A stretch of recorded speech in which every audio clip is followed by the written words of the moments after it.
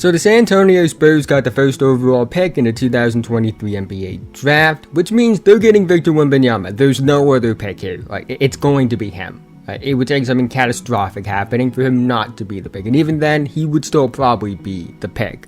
One of the best prospects we have ever seen is going to San Antonio, and he joins a lineage of big men, and he hopes to be the next in line. After David Robinson, number 1 overall pick, 1987, Tim Duncan, first overall pick, 1998, and now 2023, they get Victor Wembanyama. Is he going to be Tim Duncan? Is he going to be David Robinson? That's a high expectation, but I have high hopes for Victor. There's nothing like him in the NBA, and I'm going to talk about him as a prospect, as well as his fit with the Spurs in this video. So what is Victor Wembanyama as a player? Well, Victor Wembanyama is a player that is in a class full of prospects that you probably get closer comps to anime characters than actual basketball players, and he's at the top of that. There is nothing like this. It's unfair, because if he was 6'8", he would still be the number 1 pick. Like, that's how good he is. Now he's 7'5" and overpowered. Like, nobody that tall should have any business being that fluid of an athlete, having that good of a handle, being able to create off the dribble like that, having the feel for the game that they do. He does need to work as a shooter a bit, but I think that will improve over time. He has a good form. He's a really fluid athlete in terms of his ability to get shots off the dribble. He's somebody that I think it's more about shot selection than ability.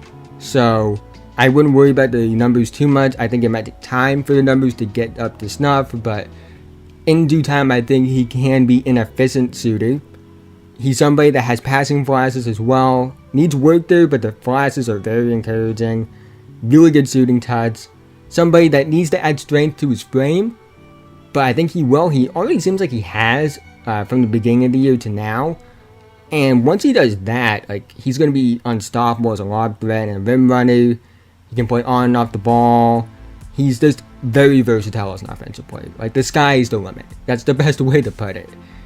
This is somebody that has a chance to be able to create on 3 levels of the basketball court at 7'5" and be like elite at all 3 of those levels. That's not something that's going to be easy to stop at all. And I do think his ceiling as an offensive player is the best offensive player in the league. I just think he can be that good. Does he reach that ceiling? We'll see. But that's how good I think his offense has a chance to be. But for as good as his offense is, his defense is even better because he is already like really good. He times his blocks well. He can play multiple defensive coverages, hold his own on switches, incredible ground coverage, plays passing lanes, just does it all. High motor, high feel. Like, legitimately has a chance to be the best defensive player in the world.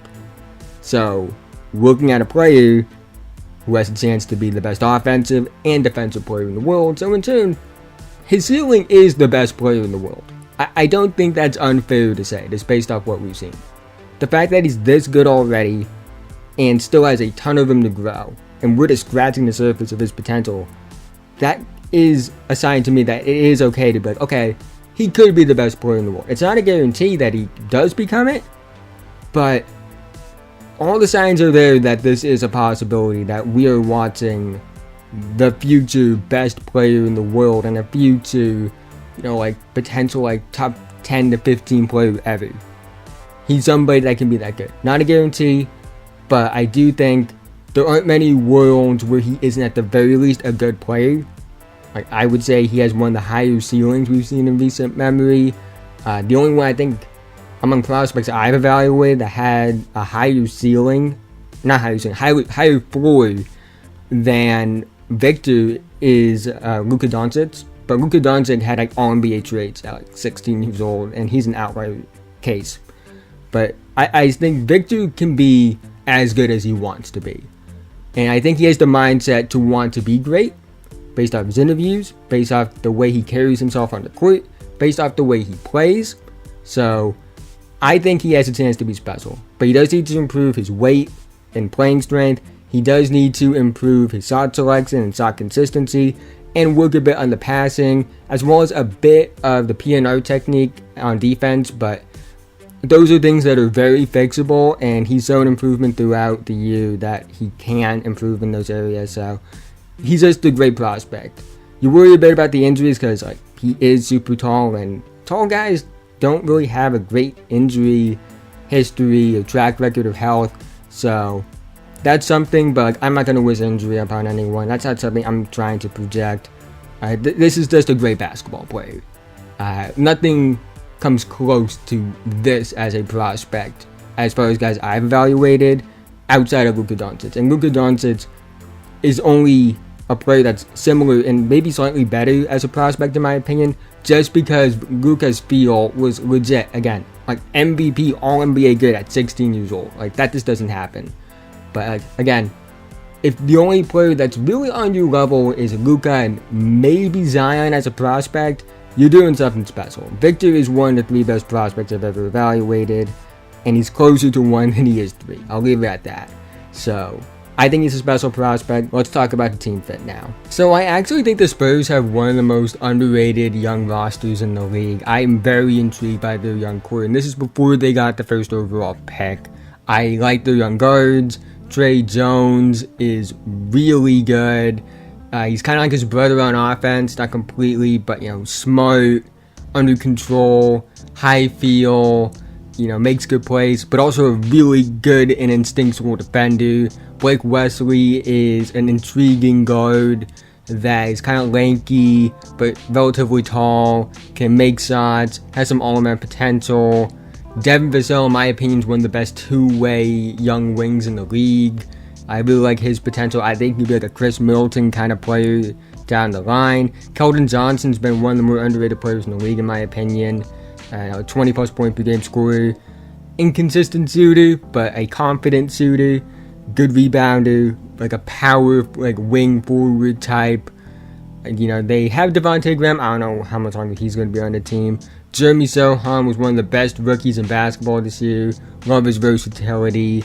Very unorthodox but effective style of play. Versatile on both ends of the floor. Can pass. Somewhat scores, so a lot more scoring potential than he did in college. While also being an all-around guy. Malachi Branham, I really like him as well. I think he's one of the more underrated young guard wing types in the league. So they have a bunch of guys that I like already. And then you just put Victor in. And he's going to be able to work in PNRs with Trey Jones. He's going to be able to find open shooters Devin Vassell. He can work well with Keldon Johnson, in my opinion. It won't be a perfect fit right away, but they have good young pieces here that I'm intrigued by. All of their real quote unquote core pieces, in my opinion, are young. Keldon Johnson's only 23, 24 years old. Devin Vassell is 22, 23. Trey Jones is 23. Jeremy Sohan is going to be 20. Malachi Branham is going to be 20. Blake Wesley, I like him a lot. He didn't play as much, but he's going to be 20. I like him long term, obviously. So I just really like his fit with this team. I think it's a better fit than people are probably going to give it credit for. It isn't as interesting as a fit as Charlotte with him and LaMelo, or Detroit with the dynamics between himself, Cade, Ivy, and Duran, per se. But I do like the young core that the Spurs are building. They don't have many high draft picks outside of, I guess, Jeremy Sohan, but even then he went 9th. So this is their first real franchise piece.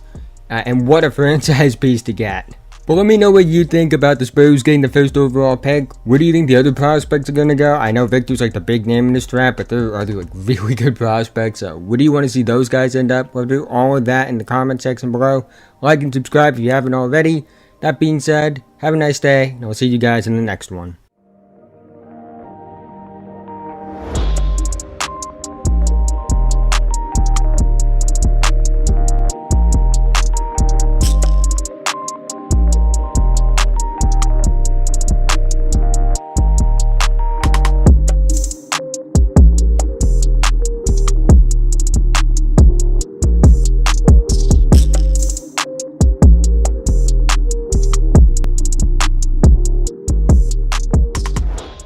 The Charlotte Hornets hold the second overall pick in the 2023 NBA draft, and while they missed out on the chance to draft one of the best prospects basketball has ever seen, they still have a chance to draft a game-changing prospect.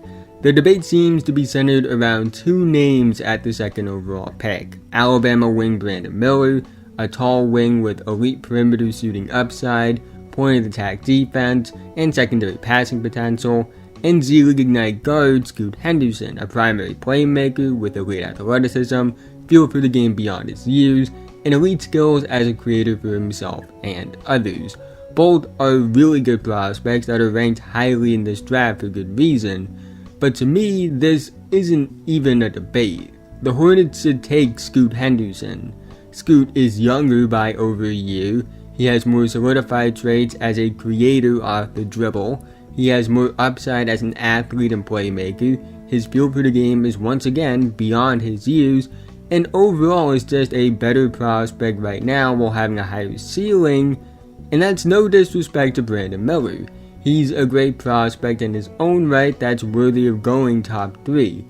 It just speaks to how special of a prospect Scoot Henderson is in my opinion. He's one of the 4 best prospects I've ever evaluated since 2016, with Luka Doncic, Victor Wembanyama, and Zion Williamson being the only ones I have ahead of him, and I believe that Scoot is a prospect that has a chance to be a franchise-altering player, and the Hornets can't afford to pass up on that.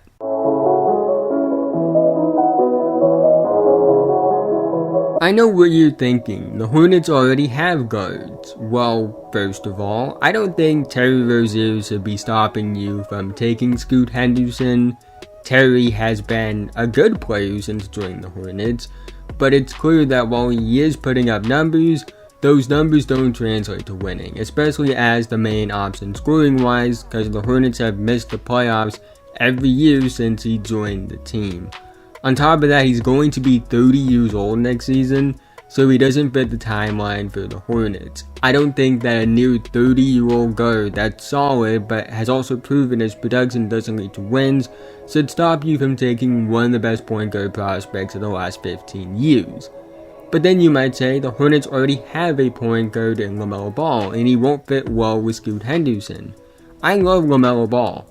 He's a great player and one of the few real building blocks that they have outside of Mark Williams, but I don't think you should be worrying about fit when you have the second overall pick. The Hornets should know this because they got LaMelo Ball because a team took someone at the second overall pick because of quote-unquote fit. Granted, I don't think it's exactly the same. Brandon Miller is a significantly better prospect than James Wiseman was, and I do think Miller has a high floor and has the ceiling of being a star in this league. But I think Scoot Henderson has all-NBA to MVP kind of potential, and you don't pass up on that kind of potential at the second overall pick. Because in most years, Scoot Henderson would go first overall more than likely. He grades out as a better prospect than Paolo Banchero, Cade Cunningham, Anthony Edwards, and DeAndre in the last 4 first overall picks. Since 2018, there are only 2 drafts where I believe he wouldn't be the top prospect in the class. 2018 with Luka, and 2019 with Zion. And even with 2018, Luka didn't go first overall. And that might be the case with Scoot if he was in that class as well, but the point still stands that the only 2 drafts he likely wouldn't be the top prospect since 2018 are the ones with a guy who had one of the best college seasons ever at 18 years old and an 18-year-old that won MVP in the second best league in the world. And when it comes to fit, I actually think it will work out better if the Hornets do draft Scoot Henderson when it comes to him with LaMelo Ball. Because LaMelo is a taller guard at 6'7", he has the height to play the 2-guard spot. On top of that, I do think they help each other out in terms of strengths and weaknesses. Scoot Henderson isn't a good 3-point shooter, even if he has more encouraging signs than given credit for. LaMelo is a really good 3-point shooter. He shot 37.6% from 3 on 10.6 attempts per game this season, which given the degree of difficulty, and most of those shots being off the bounce, is really impressive. LaMelo isn't a great finisher at the basket in terms of playing through physicality. Scoot Henderson will enter the league and immediately be one of the most physically gifted guards that can generate rim pressure. So they fit in terms of helping each other's weaknesses out. I'm not saying that it will be a perfect fit off the bat. It will take time to adjust and learn, but they both are still extremely young players, and it's not a good team, so you have time to make it work and figure out how it will work. And they both are extremely high feel for the game players. So I'm willing to bet on two of the smartest young guards I've ever seen figuring it out. I think the idea of a backcourt is simplified to a playmaker and a shooter, which is fair considering that's what the most successful dynasty of the last 10 years in the NBA is built off of. But you look at teams now, and it's not completely the case. The Sixers almost made to the conference finals, and I think they would have gone to the finals if they beat Boston, and their backcourt is James Harden and Tyrese Maxey. The Cavs had their best non-LeBron season since 2000, building around a backcourt of Darius Garland and Donovan Mitchell. The Celtics are contenders, and they have Marcus Smart and Jaylen Brown, two guys that create. The Suns made it to the finals and had a 64-win season with a backcourt of two creators in Chris Paul and Devin Booker. All of these cases are different. I'm not saying that they're all the same. These are differing levels of players and differing levels of success. But the point is, you don't need to build a backcourt around the idea of being in a box of convention. If you have two players that can create for themselves and others, I think you're going to be in a good spot, and the Hornets have a chance to do that in this draft. Do I think that it will be a good fit off the bat? No, I think it will take time to adjust and figure it out. But again, the Charlotte Hornets have time to figure it out. They're not going to be good next year, even if they draft Scoot Henderson. So it's more about figuring it out and going through that rebuilding process. It's not about, making it work right away. And I'm not saying that the other prospects in this class are bad. Far from that. I think Brandon Miller is a great prospect. I think the Thompson twins are great prospects. I think this is a great draft in general. There are guys that are going to go in the 15 to 20s range that have lottery grades as prospects. This is a really deep draft class.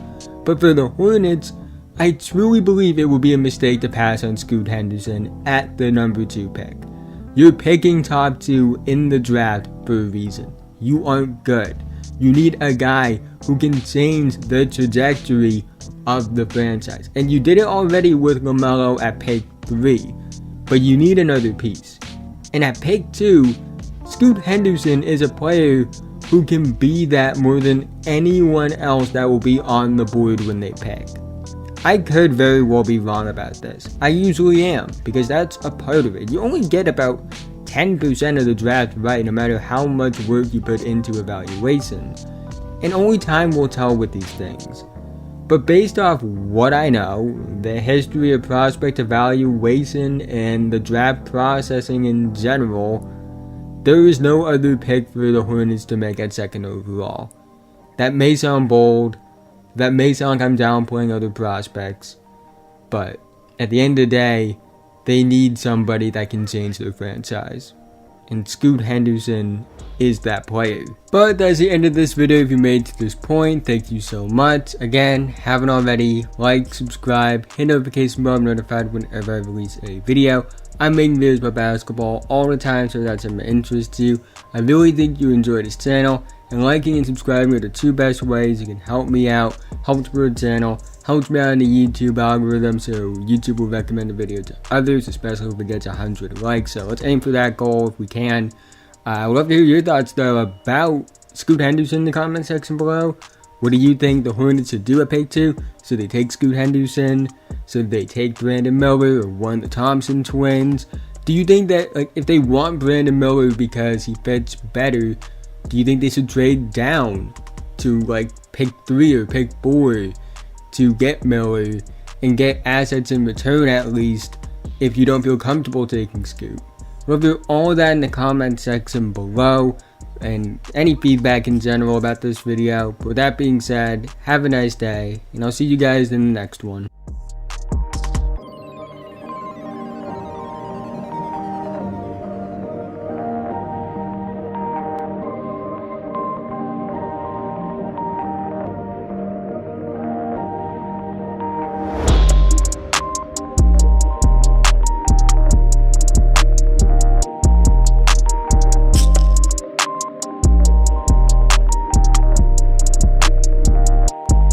The Portland Trail Blazers were awarded the 3rd overall pick in the 2023 NBA Draft, a good consolation prize for an otherwise disappointing season. The question now is what they should do with that 3rd overall pick. The idea of floating the pick with young assets to get a star in return has been brought up, but in my opinion, that would be a mistake. I should bring up the fact that what I think the Blazers should do isn't what I think will happen or what they will actually do. However, the reason I do believe it would be a mistake is that I don't think acquiring a star is going to make the Blazers contenders. Not with how the Nuggets have been playing and will be playing for the next few years, not with the likely moves Phoenix could make, not with the Kings' core still growing. The Blazers will be better off trading away Damian Lillard and rebuilding. That's a lot easier said than done. The NBA is a business at the end of the day, and Damian Lillard is a legend in Portland, and him moving on isn't as simple as it is in a video game.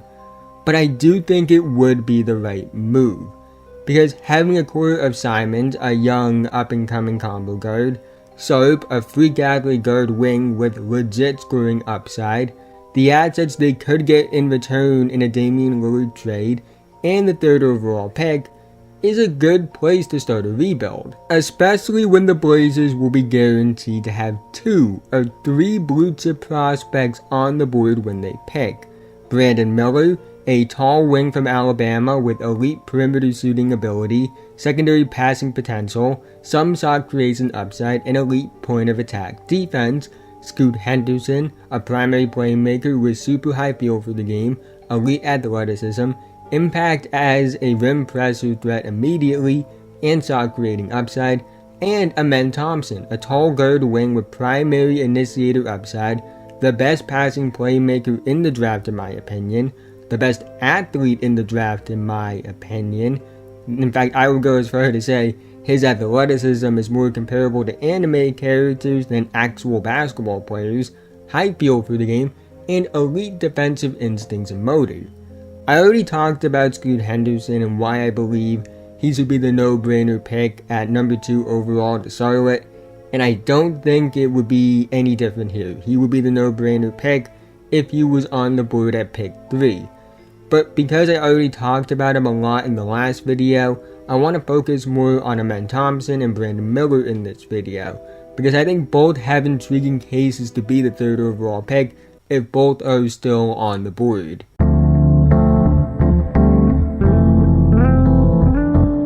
This video is going to focus mostly on Brandon Miller and Amen Thompson, but I do want to explain why I wouldn't trade the 3rd pick. The stars that will be available, in my opinion, just don't make the Blazers contenders.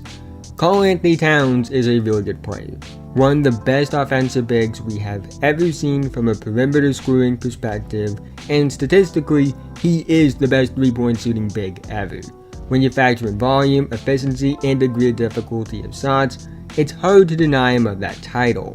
But the thing is, and this is going to sound really harsh, he's not a reliable winning player. He's dealt with injuries in 3 of the last 4 seasons, and I don't hold that against him fully. Injuries are not within your control, and it's not fair to use that against Karl-Anthony Towns. What I can use against him though is his play during the playoffs, because he is somebody who does seem to drop off as a player in the playoffs. The numbers aren't terrible, I would say, but when you watch the tape and look deeper into the numbers, it is evident that he does regress in the playoffs. Constantly in foul trouble, which limits his aggression as a scorer, and here are some of his playoff games that stood out to me. 3 for 9 from the field in a game his team lost by 3 points. 2 for 9 from the field, 7 field goal attempts because of foul trouble, 4 field goal attempts because of foul trouble in a game his team blew 2 20-plus point leads. Yes, 2 20-plus point leads they blew. 6 for 19 in a game his team led for 60.4% of, had a 10-point lead going into the fourth quarter, and also won 3 or 4 quarters while being on the brink of elimination. 5 for 15 from the field, 3 for 12 from the field, in a game his team lost by 9 points despite every other starter playing well.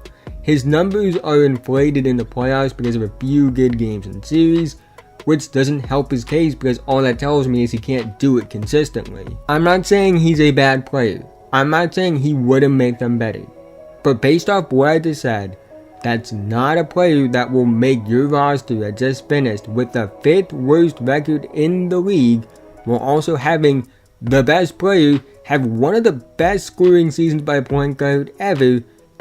A player like this isn't turning that into a contender.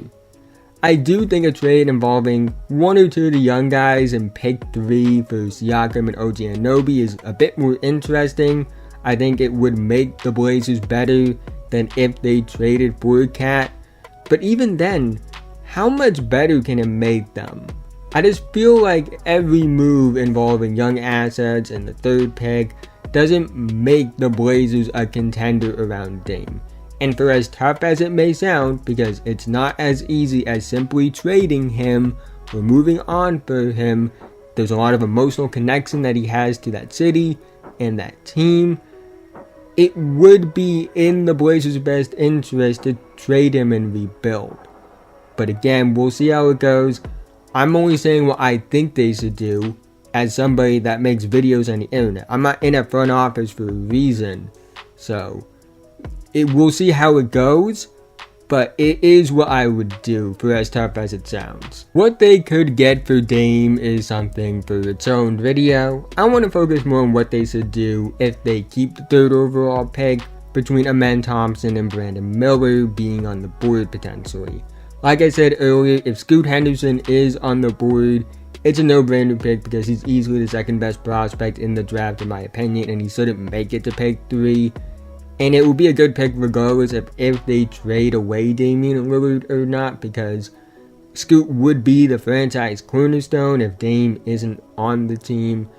And it doesn't change if Dame is on the team. Scoot would still be the franchise cornerstone in the future, but Dame would still be on the team to mentor him in that scenario. But I already focused a lot on Scoot Henderson in the last video and in plenty of other videos.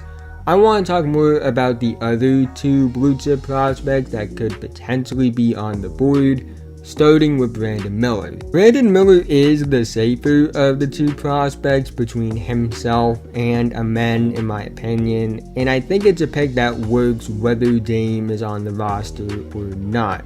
I have no doubt in my mind that Miller will at the very least be a solid NBA player. At 6'9", with his shooting ability, feel, secondary passing, and POA defense, he does have a baseline that gives him a high floor, in fact one of the highest floors in this draft.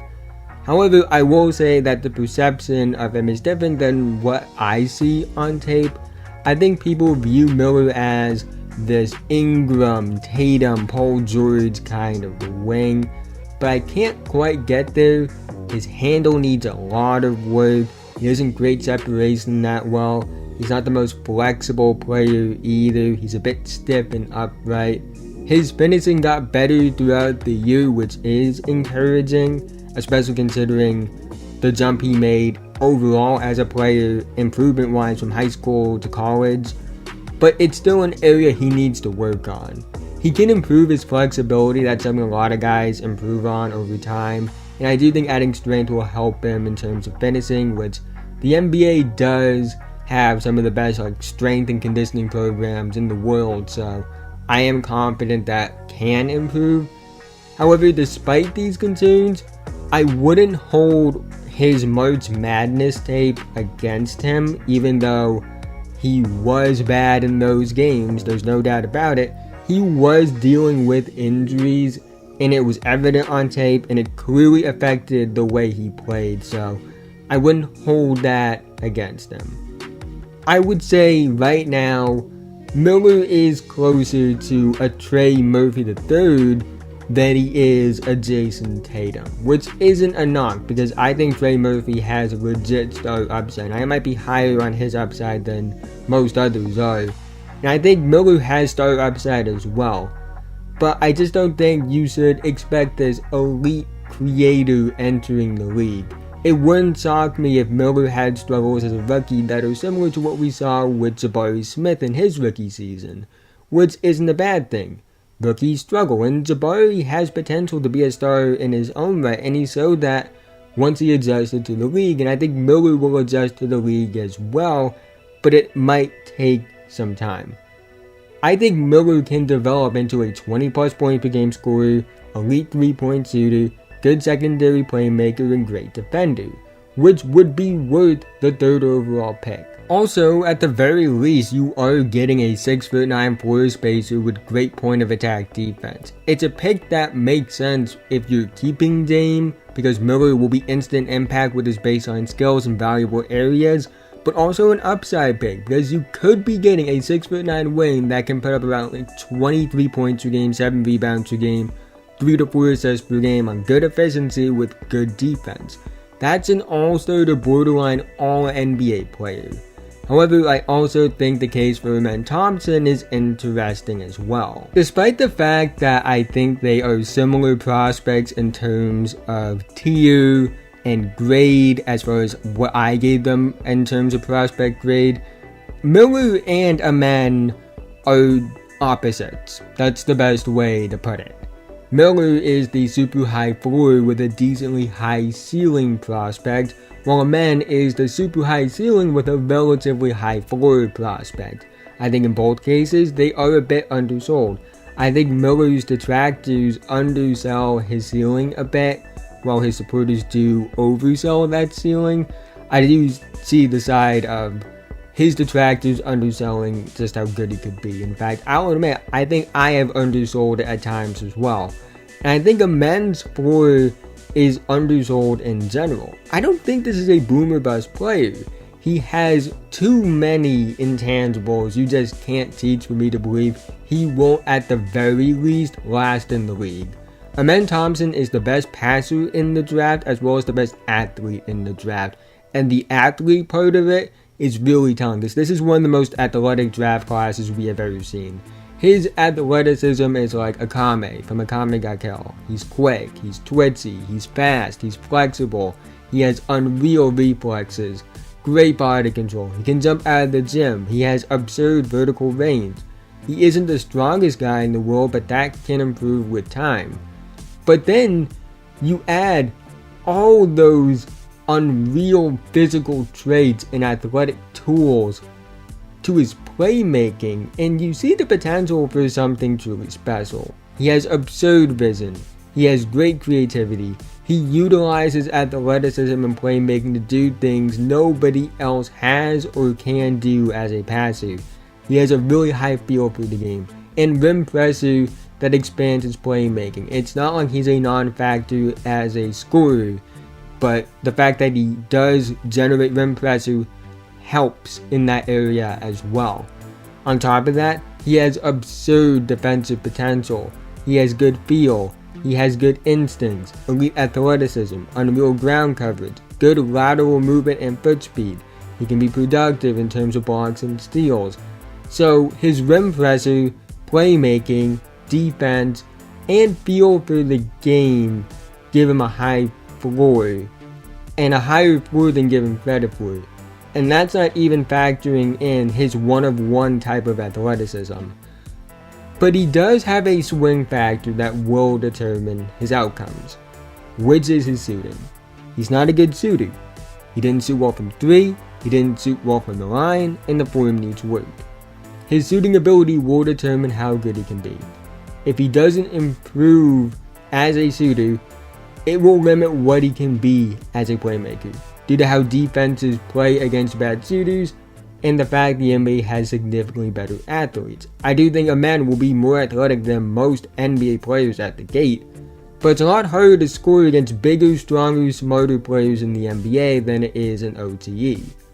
But if he develops into a league average shooter, he could be a franchise player. I don't think that's off the table. If he can make defenses respect him as a shooter, he has all the other tools in the world to be an elite player. He has unwillingness to shoot, and he is working on his form, which is a sign that it's an area he understands he needs to improve on, and is willing to put in the work to improve on it. And I do think his shooting ability is just that important, because it's the most important skill to have as a guard wing in today's NBA. It's what separates being a contributor to being a focal point. Only time will tell if he improves as a shooter. However, I would understand taking a chance on a 6'6", 215-pound guard wing with the potential to be one of the, if not the best athlete in the league, as well as a primary playmaker and elite defender. I think between the two, the pick depends on if Dame is on the team or not. If Dame is on the team, I would take Brandon Miller. He just fits better, he gives you more impact in immediate areas, and he still has upside. But if Dame isn't on the team, I would lean towards Amen Thompson. The upside of a primary playmaker at 6'6" with elite defense doesn't grow on trees, and his athleticism definitely doesn't grow on trees. And if you focus on developing the shot, you could be getting a legit franchise player. The reason I wouldn't take a man if Damian Lillard is still there is Dame still being their means, they're still trying to win, so they need someone that can bring more immediate impact, and a man needs as much room and opportunity to grow and play through mistakes, and if you're trying to win, you can't do that. We see what's going on in Golden State, so I wouldn't take him at 3 if you're keeping Dame, but if you aren't, I think a man would be the pick, or should be the pick is a better way to put it. Regardless, I don't think the Blazers have any downside of picking instead of trading, because you have a chance to guarantee one of 3 blue chip prospects that will be on the board once Victor Wembanyama goes 1 to the Spurs. 3 prospects that have a chance to be foundational pieces for a rebuild. And I would rather have that than throw it away for a rushed attempt to build a contender when that window isn't there. But that's the end of this video. If you made it to this point, thank you so much. Again, haven't already, like, subscribe, hit notification bell, notified whenever I release a video. I'm making videos with basketball all the time, so that's something that interests you. I really think you enjoy this channel, and liking, subscribing, the 2 best ways can help me out, help support the channel, helps me out in YouTube algorithms so more people find my video. So let's try to get 100 likes so YouTube will recommend it to others. But I love to hear your thoughts about what the Blazers should do. So they trade the pick, so they keep the pick, so they trade Dame. Who should they take if they keep the pick? There are more options other than Miller, Amen, and Scoot. There are guys I like outside of those 3, but those would be the 3 I would take. But if you have someone else that you think that they should consider at pick 3, would love to hear that in the comment section below. With that being said, have a nice day, and I'll see you guys in the next one.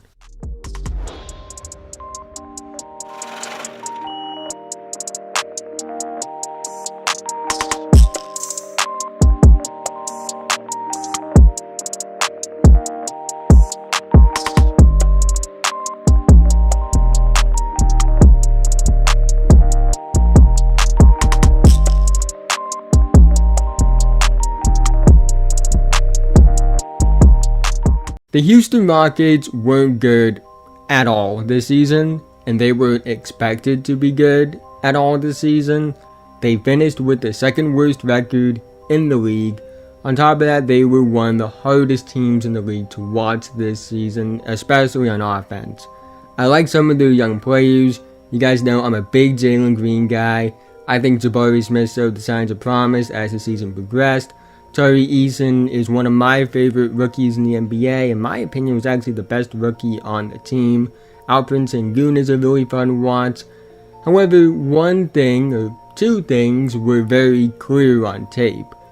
They need a point guard because Kevin Porter Jr. at point guard is clearly not the answer, and they need defense.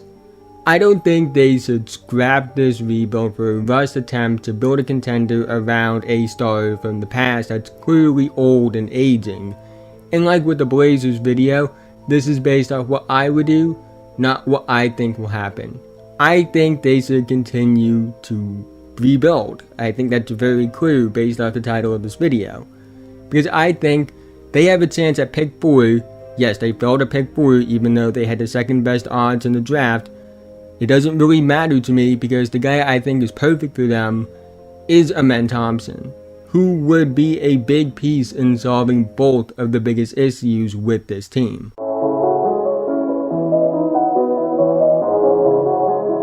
So one thing is very clear, the Rockets' problem isn't scoring. They have enough scores. Jalen Green was a lot more promising as a scorer in my opinion this season than given credit for.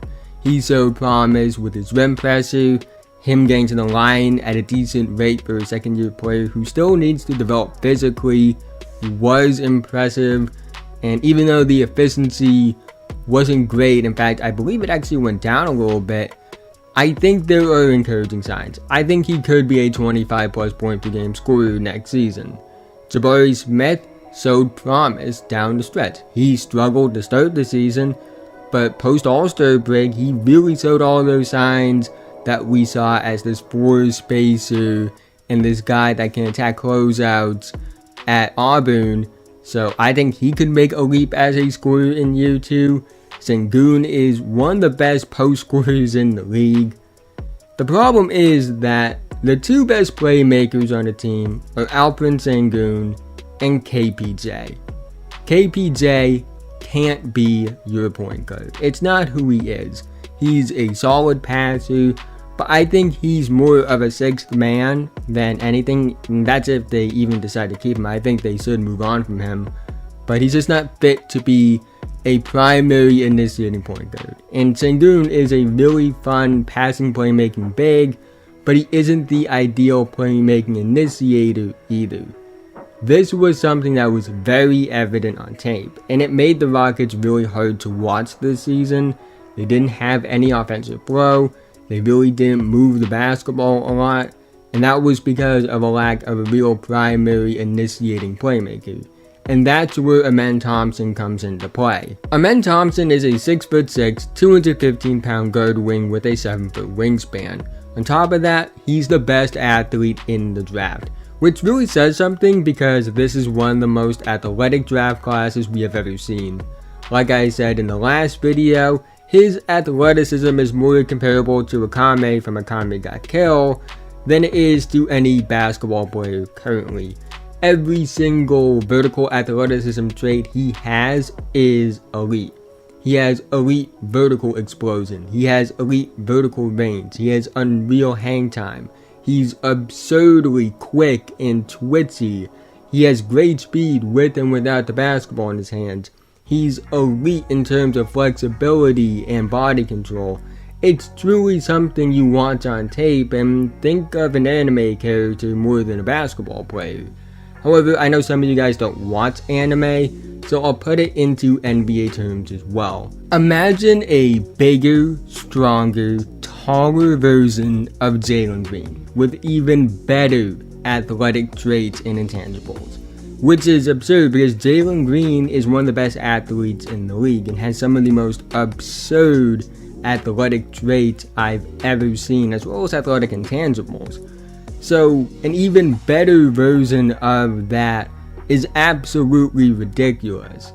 But that's the kind of athleticism we're talking about with Amen Thompson.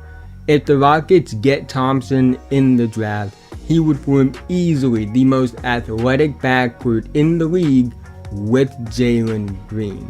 But while his athleticism is generational and almost fictional, and definitely worth talking about, it's his skills as a basketball player that make him such a great fit with the Rockets. Like I said earlier, the Rockets don't need scoring. They have plenty of that already. They need a playmaker who can impact the game as a scorer, but doesn't need to impact the game as a scorer to bring an elite impact. And on top of being the best athlete in this draft, Amen is also the best passer in this draft in my opinion. He has unreal vision, he has unreal creativity, he utilizes athleticism and playmaking in a way that allows him to do things we have never seen in terms of passing. He has great feel, he makes incredible reads, he's elite at making mid-air adjustments, he's a great rim pressure threat, which allows him to kick out to open shooters, which the Rockets have. I think Jalen Green is going to be a good shooter long term. Jabari Smith, same thing. I think Jabari Smith is going to be an elite shooter long term. Amen has all the tools to be a primary playmaker in this league and the versatility to be both a primary and connecting playmaker, which is what the Rockets need. They need a playmaker that can play both on and off the ball, and Amen does that. And he does both those things at a level that I believe has the potential to make him complete and elite in both of those areas. On top of that, he would help out with the defense. He has good instincts, he has good feel, he has the athleticism, he has great ground coverage, great foot speed and lateral quickness. He has the potential to be one of the most productive players in terms of blocks and steals at the guard wing spot in the NBA. So the Rockets' two biggest problems being defense and playmaking could be somewhat solved by taking Amen Thompson. He wouldn't fix them completely, but he would help improve those areas right away. Now, he's not perfect. If he was perfect, he would probably be the number 2 pick, because number 1 is kind of locked up at this point.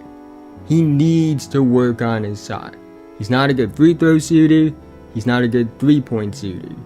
However, this isn't a Ben Simmons situation. Amen is willing to shoot the basketball, and has clearly done work with his form to try and get better, and I don't think he lacks confidence as a shooter.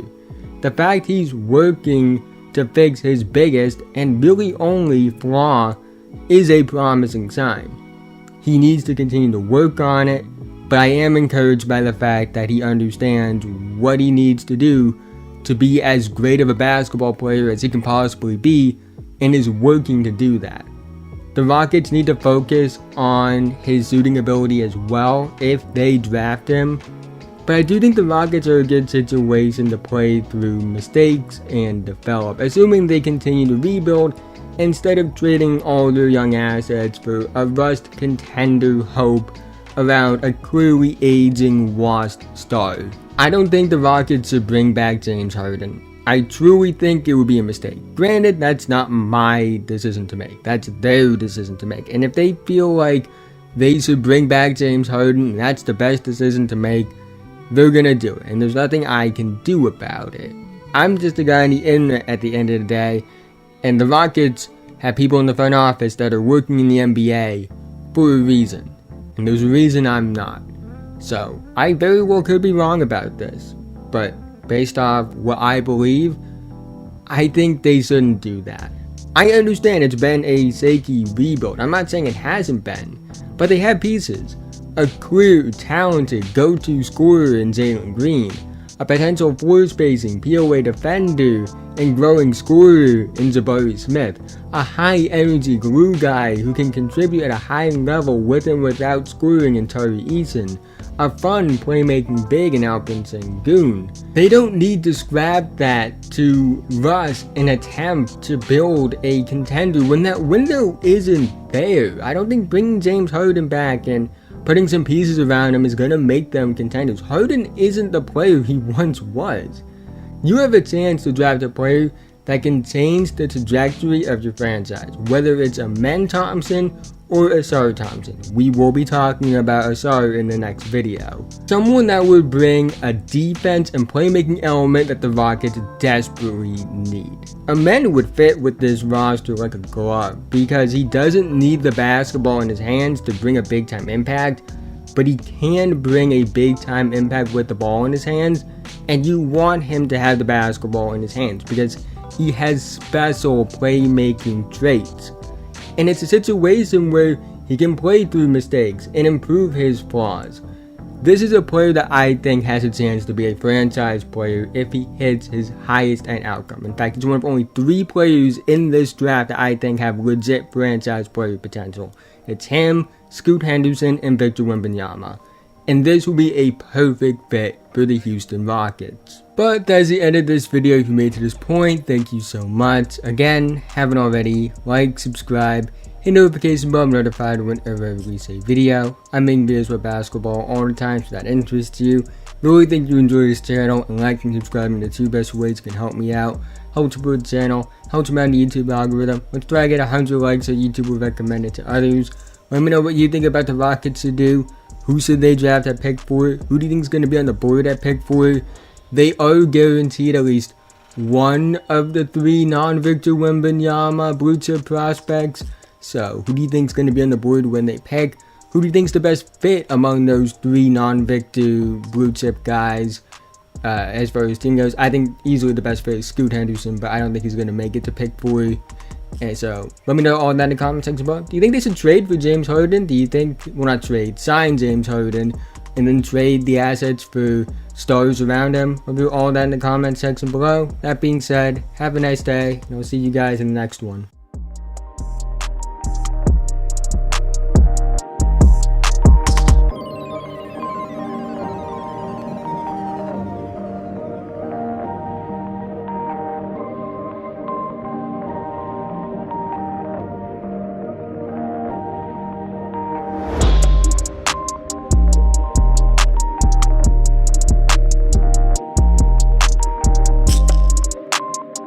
The Detroit Pistons finished with the worst record in the NBA this season. They were the only team to win less than 20 games, and they got absolutely screwed in the draft lottery, falling from the best odds to land the 1st overall pick to the 5th overall pick, which is quite literally the worst case scenario for them. However, despite missing out on Victor Wembanyama, and also missing out on guys like Scoot Henderson, Brandon Miller, and Amen Thompson, I do think the Pistons are in a better spot than you would think. Sure, they would have liked to land one of the best prospects of all time, one of the best point guard prospects we've ever seen, a really good floor spacer that would actually fit this team perfectly, and a high-end upside player like Amen Thompson that can be a primary playmaker. But I do think that they're in a better spot than most young teams, despite the fact that they finished with the worst record in the NBA. With established cornerstones in place, in my opinion, I do think that even though the pick landed outside the top 4, the Pistons have a chance to land a player that can fit their team perfectly and push them into potential playing contention next season.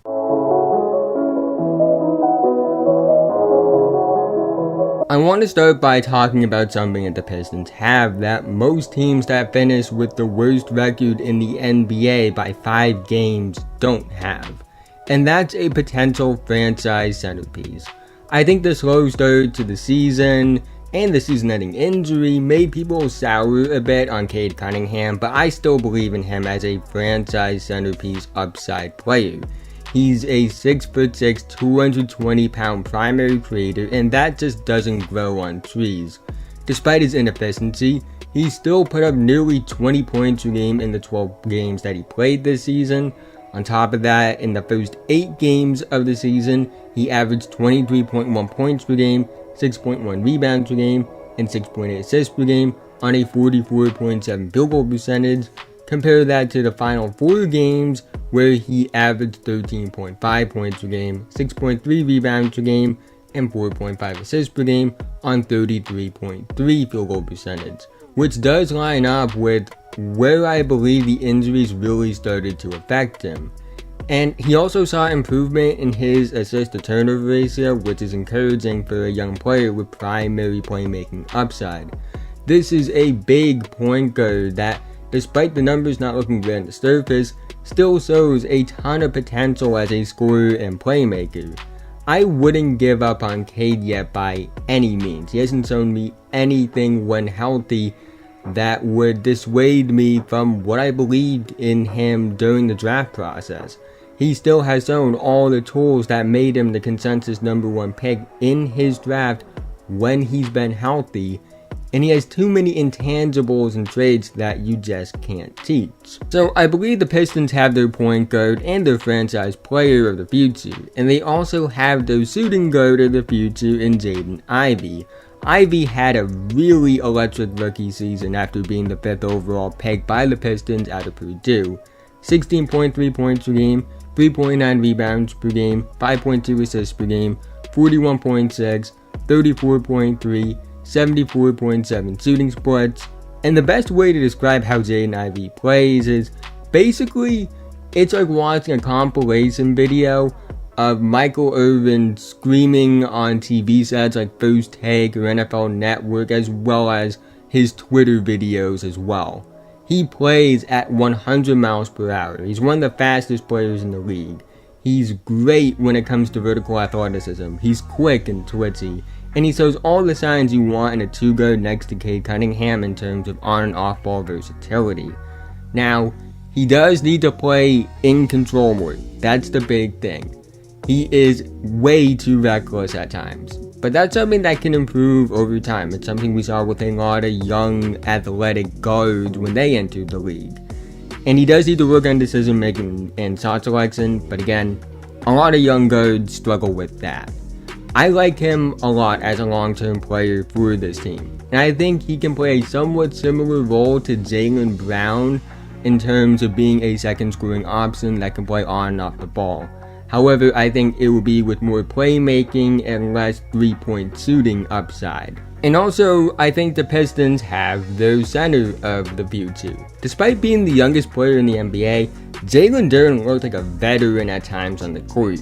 He had his flaws and rookie mistakes for sure, but this is one of the smartest defensive bigs and overall field bigs I've seen enter the NBA. And that's not just for his age, that's in general.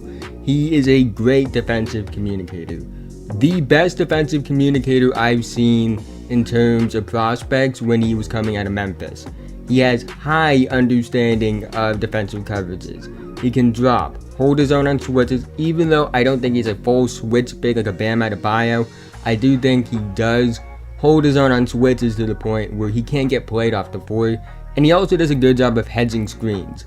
He can cover a lot of ground.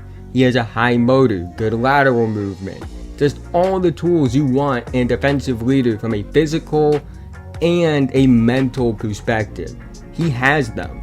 He does have to cut down on the fouls a bit, but it's not too much of a problem. The fouls on tape don't feel like a long-term problem like they were with, say, a Jaren Jackson Jr. when he was a rookie.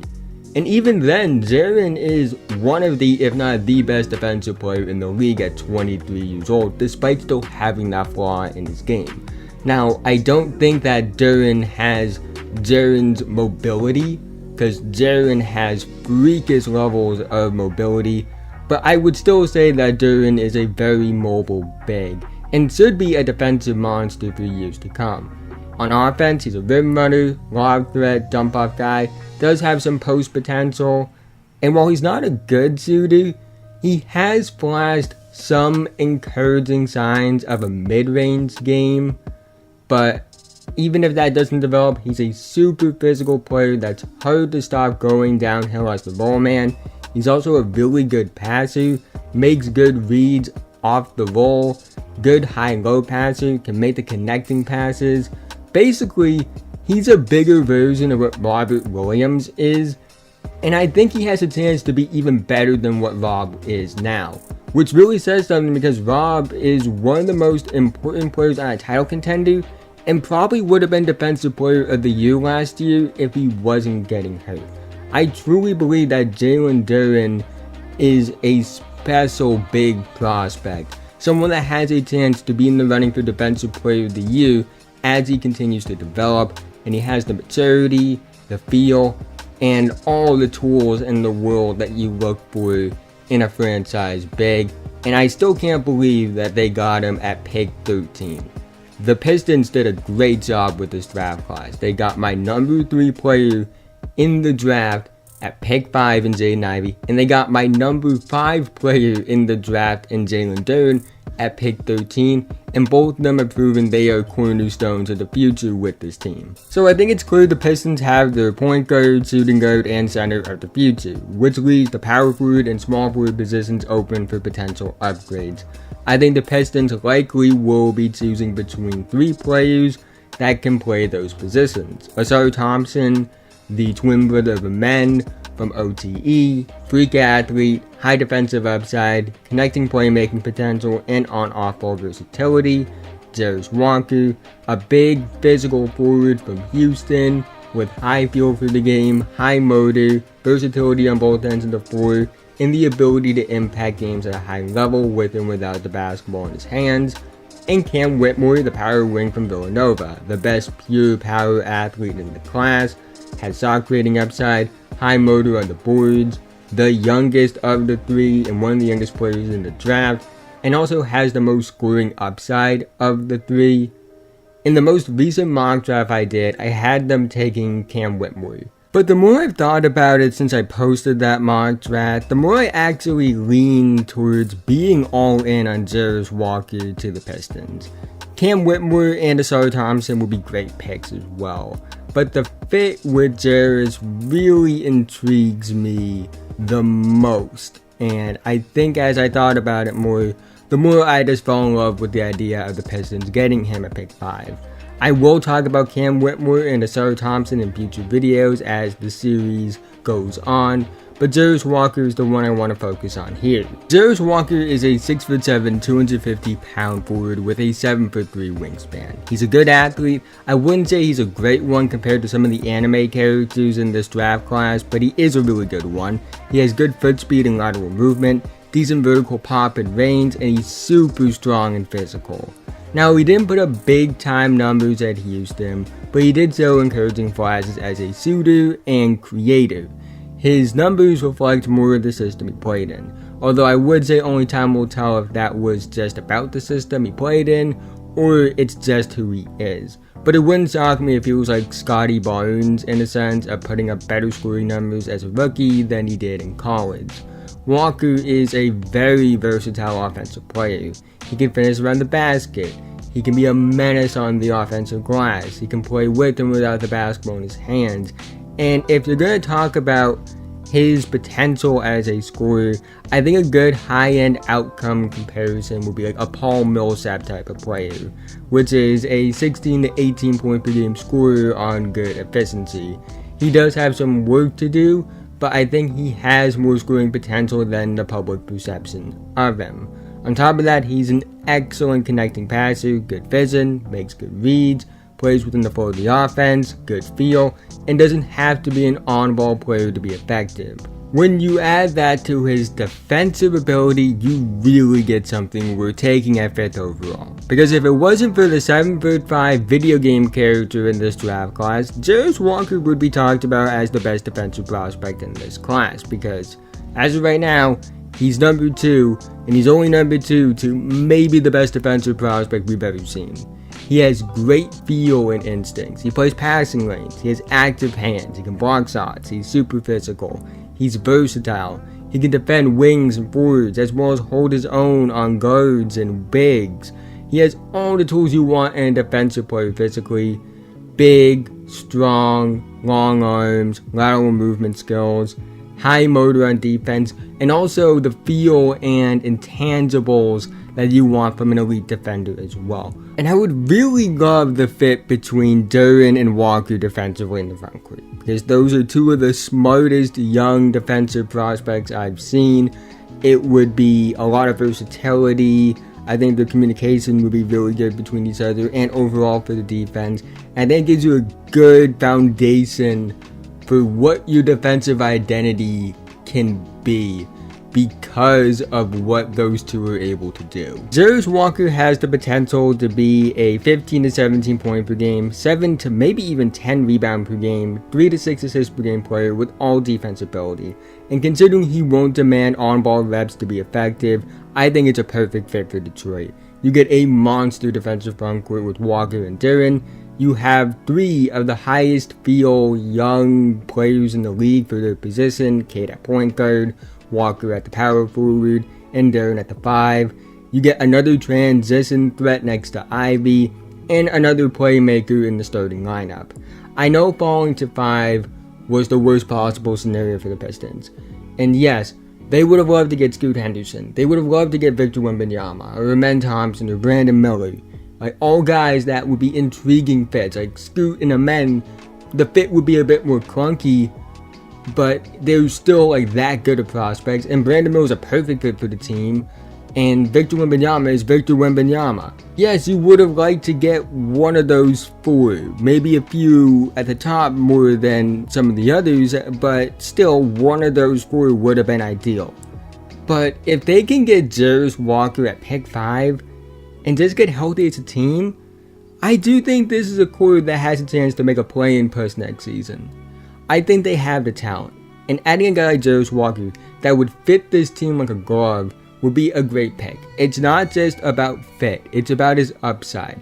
He can be one of the most versatile players in the league, someone that can be all-star good and all-defense good.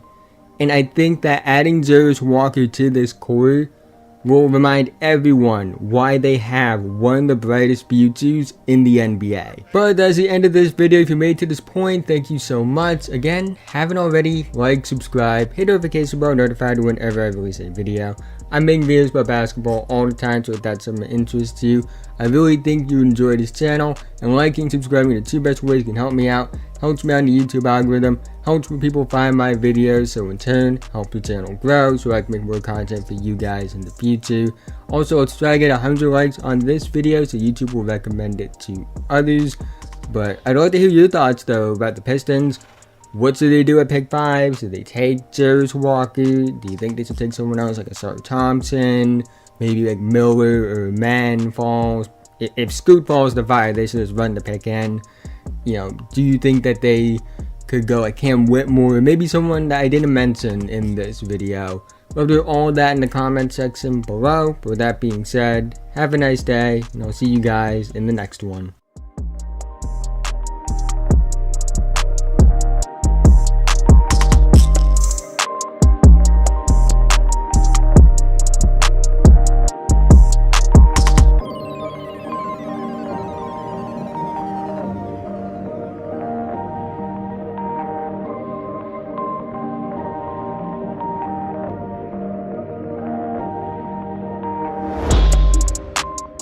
The Orlando Magic have one of the 3 best young cores in the NBA in my opinion, as well as one of the brightest futures in the NBA overall. In fact, I'm so high on this Magic team that the title of the video reacting to the draft lottery would have been just "It's over" if the Magic won the lottery. However, they ended up with pick 6 and pick 11 via the Bulls because of the Vucevic trade. And that seems like a robbery for the Magic, considering they got Wendell Carter Jr., Franz Wagner, and this 11th overall pick. And the Bulls have made the playoffs once and only have 1 playoff win during that time span. Even if the Magic didn't get the 1st overall pick, which they didn't, they were going to be in good shape regardless, because there's one player in particular I like for them at pick 6, and there are a few options they could take at pick 11 that I like. If they nail this draft, I do think the Magic could make a playoff push next season.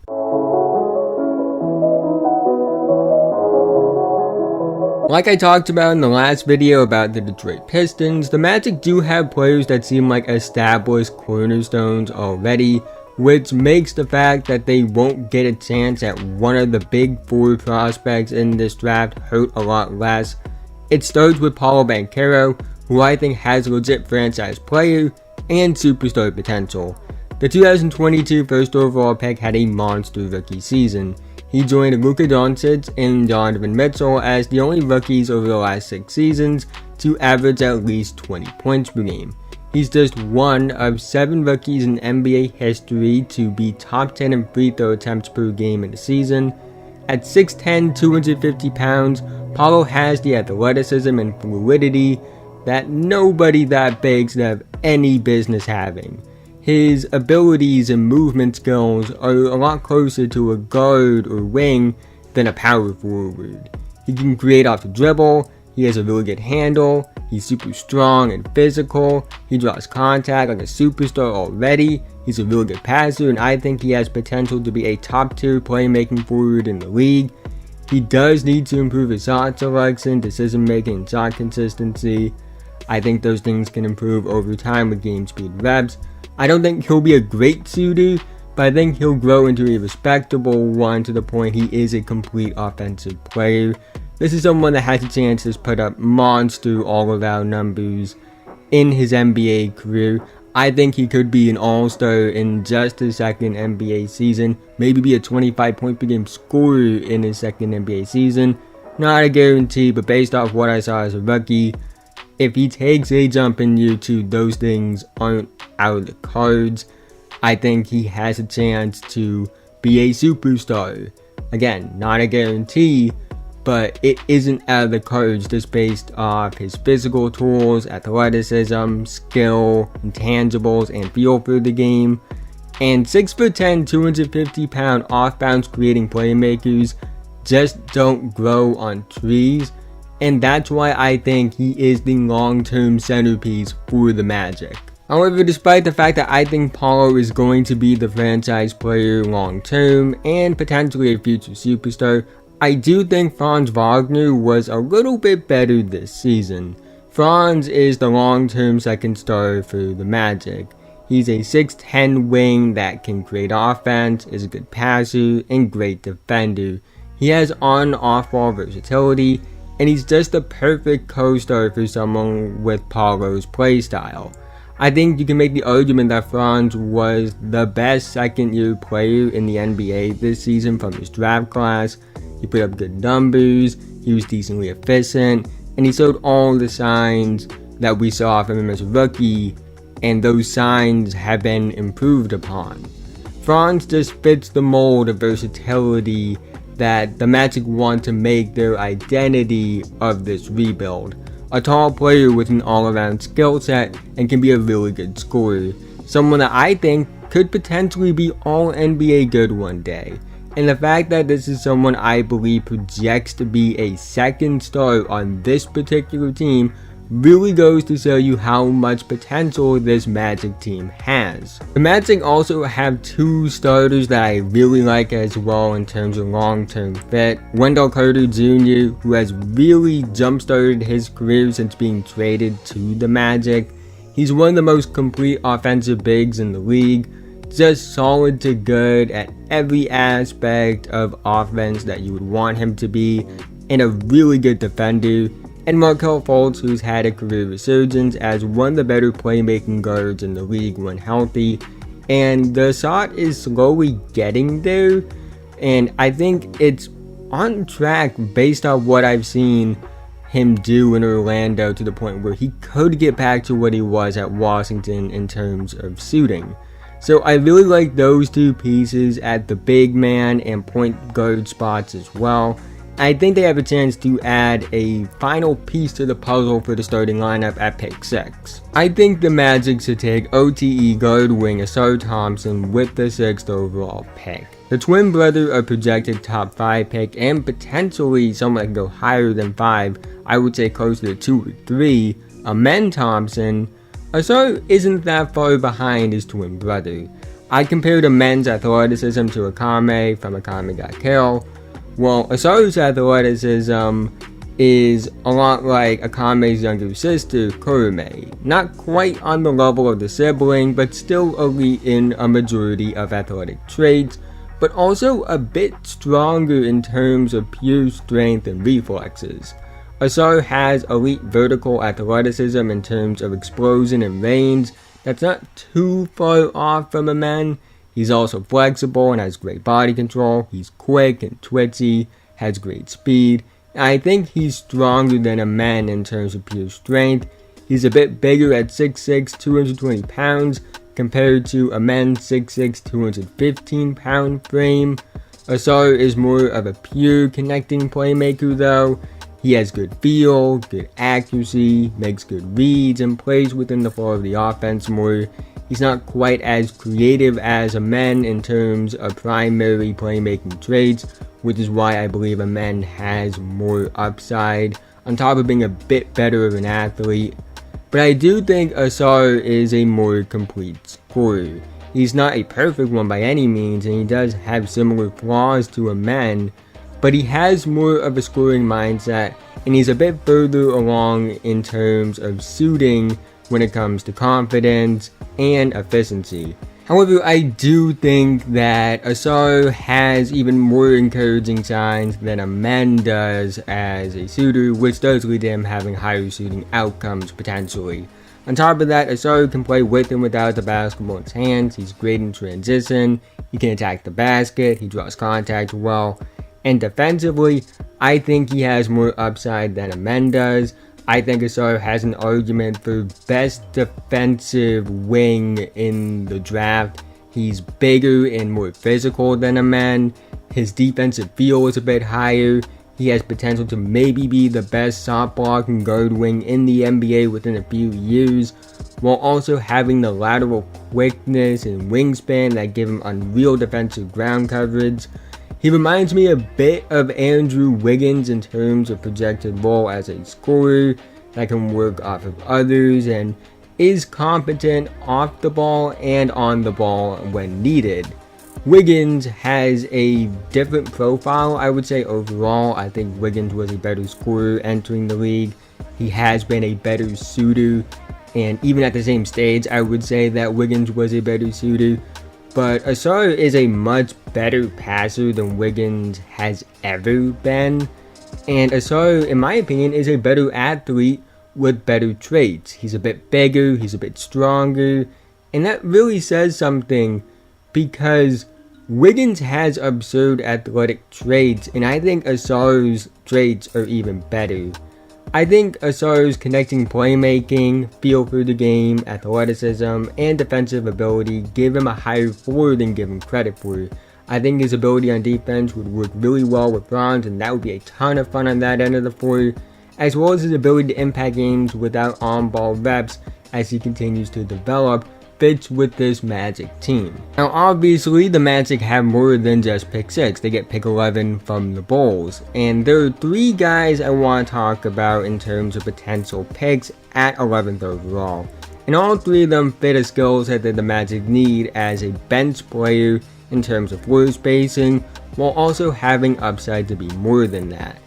Jett Howard, the 6'8" wing from Michigan, one of the best shooters in the class, but he also has good connecting passing traits, good feel, a good handle, a better handle than given credit for, and some on-ball juice. He is worth a top 10 pick in my eyes, but he might not go top 10 even in mock drafts that I do, because there are a lot of guys in this class that have top 10 potential grades for me.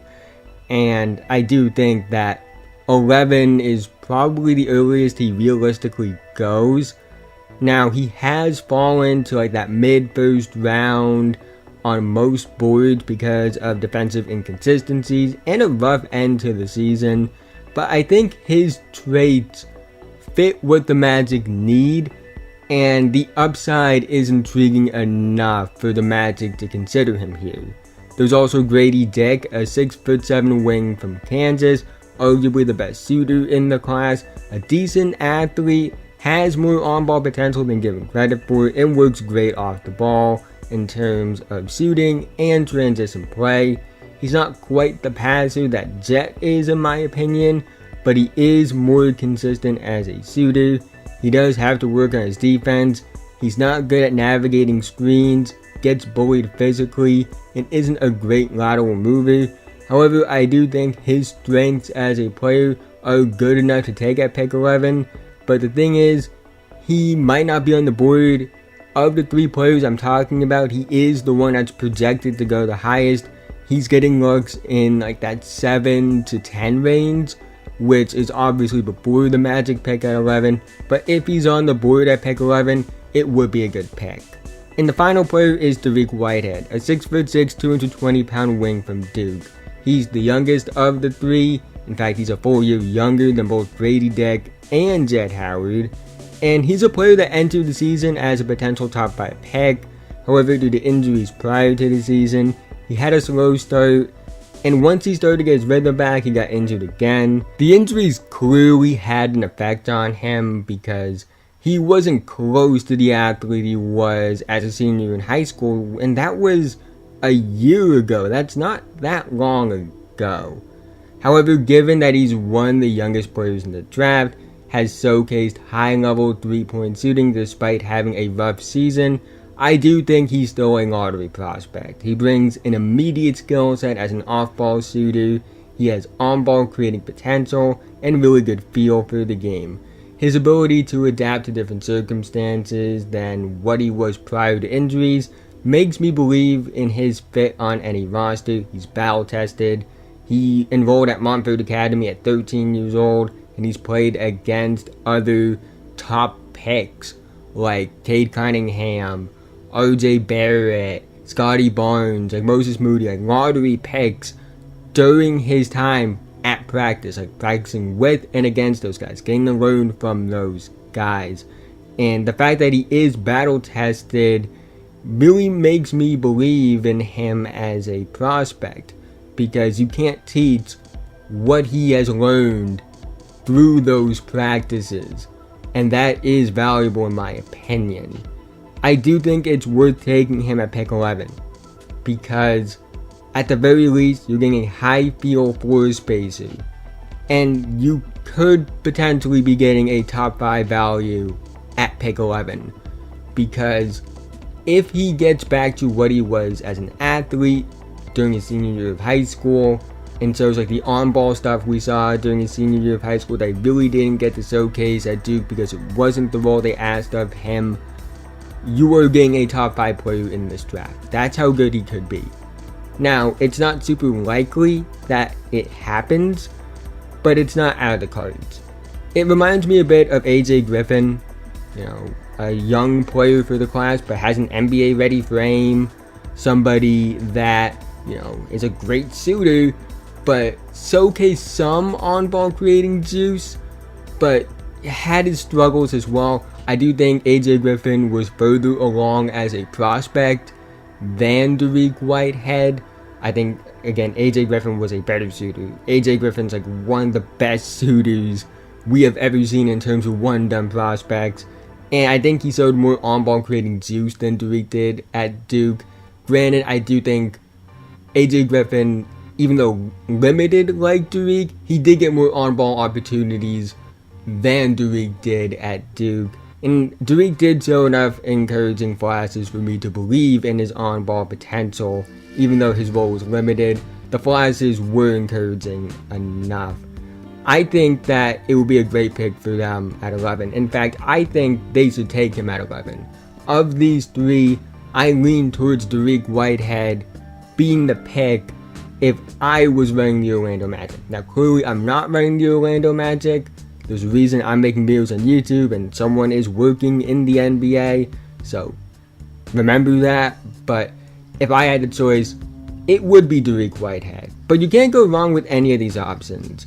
This pick will be a bench rotation piece because the starting 5 is kind of solidified already, especially if they draft Asar Thompson. So getting a guy who's a good shooter but also has upside to be more than that is important, and all three of these guys fit that description. The Magic have a lot of what you want in a rebuilding team. Potential cornerstones, solid to good supporting pieces, and draft assets that they can use to build the team along the same timeline as those guys develop together. On top of that, they have an identity that they want to build, and that is most important. They were a lot better than you would think they were this season, just based off the record. They went 34-48, which isn't a good record. It's below 500. It was the 6th worst record in the league and 13th in the Eastern Conference. But you have to look deeper than just the overall record for the season, because it doesn't tell the full story. They started the season 5-20, which put them on a 16.4 win pace. However, after the 25th game of the season, they played a lot better. They went 29-10 28 over the rest of the season, which would put them at a 41.7 win pace over those games. So over the first 25 games of the season, they played at a pace that would have given them the worst record in the league. And then after that, over the next 57 games, they played at a pace that would have them in the play-in. And they played well against good teams. They had wins against Boston, Denver, and Miami. 3 of the 4 teams in the conference finals. 2 of them will be in the finals. And the thing is, they played those teams when the Stars were playing. Denver had Jokic when the Magic beat the Nuggets. Miami had Jimmy when the Magic beat the Heat. And they also had Bam. Boston had Tatum and Brown when the Magic beat the Celtics. Also, they won those games by double digits. They also have wins against other playoff teams. A 13 win against Brooklyn, a 10-point win against Philly, a close win against the Warriors, a close win against the Knicks. They played well against playoff teams. And how they played after an awful start to the season makes me believe in them as a potential playoff team next season. If they get a defensive impact connecting playmaker to Sir Thompson, and a floor spacing scorer like a Jet Howard, Grady Dick, or Drake Whitehead, it will put them in a great spot. This is a special young team that has a chance to be even better next season. I think they will be a play-in team next season because they played like a play-in team for nearly 70% of this season. This is a core that will carry over a lot of what they were able to do last season into next season. And maybe be even better with a good draft. And they're just getting started. These guys are just scratching the surface of their potential. Franz isn't even close to as good as he can be. Paolo is just scratching the surface of how good he could potentially be. And that's true for the guys that they'll draft. That's even true for Wendell and Markelle. More Markelle because of the injuries and getting back in rhythm. But Wendell could be even better. And the fact that I think that they can be as good as I believe they will be next season isn't based around the idea of them taking a massive leap. It's based around what we saw this season, how they played for nearly 70% of the season. I think that they will be playing good regardless of what they do in the draft. But if they get this draft right, they will be even better than that in my opinion. I think that above 500 is not out of the question with this team if they get this draft right. And if they get this draft right, and those players that they draft develop properly, and Paolo becomes the player that everyone believes he can become, which is a superstar, if Franz becomes that all-star, all-NBA player that I believe he can be, if Wendell Carter is that steady force in the middle that he has been, if Fultz can get healthy, if Suggs can develop, if Cole Anthony can be that long-term sixth man, they won't just be good. They will be the biggest nightmare for the rest of the NBA.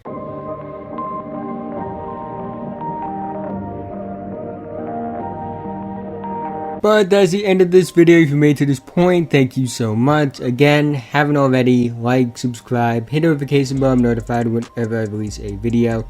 I'm making videos about basketball all the time, so if that interests you, I really think you enjoy this channel. And liking and subscribing are the 2 best ways you can help me out, help support the channel, helps me out in the YouTube algorithm so more people find my videos, so in turn, helps the channel grow, so I can make more content for you guys in the future. Let's try to get 100 likes on this video so YouTube will recommend it to others. And let me know what you think the Magic should do in the comment section below. Who should they take at pick 6? Who should they take at pick 11? I know there are more names than the 4 that I mentioned in the draft that they could take, so I'd love to hear your thoughts about what you think they should do. And what do you think about the future of this Magic team? I'm very high on them. I think they have a chance to be a mainstay contender for years to come in the future. But what do you think? Love to hear all of that in the comment section below. But with that being said, have a nice day, and I'll see you guys in the next one.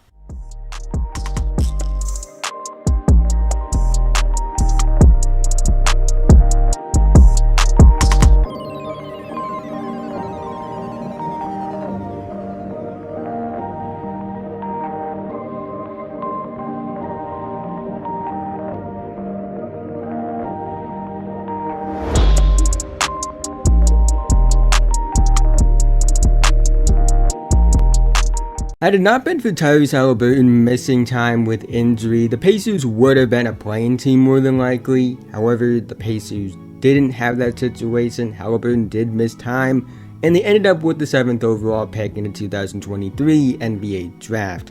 I really like this Pacers core. They have some established future cornerstones, as well as intriguing young talent with potential, which we will be talking about in this video. But they also have a chance to land another potential key player with that 7th overall pick. While it isn't a top 3 to 5 pick that most fans want for their team to have, 7th overall is still a spot where you can get a good player, and there's one in particular that I like a lot for this Pacers team.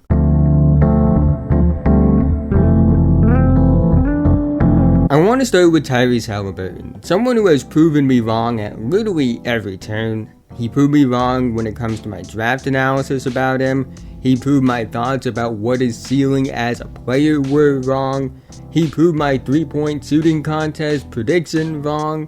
He's the first player in NBA history to average at least 20 points per game, 10 assists per game, and shoot at least 40% from 3.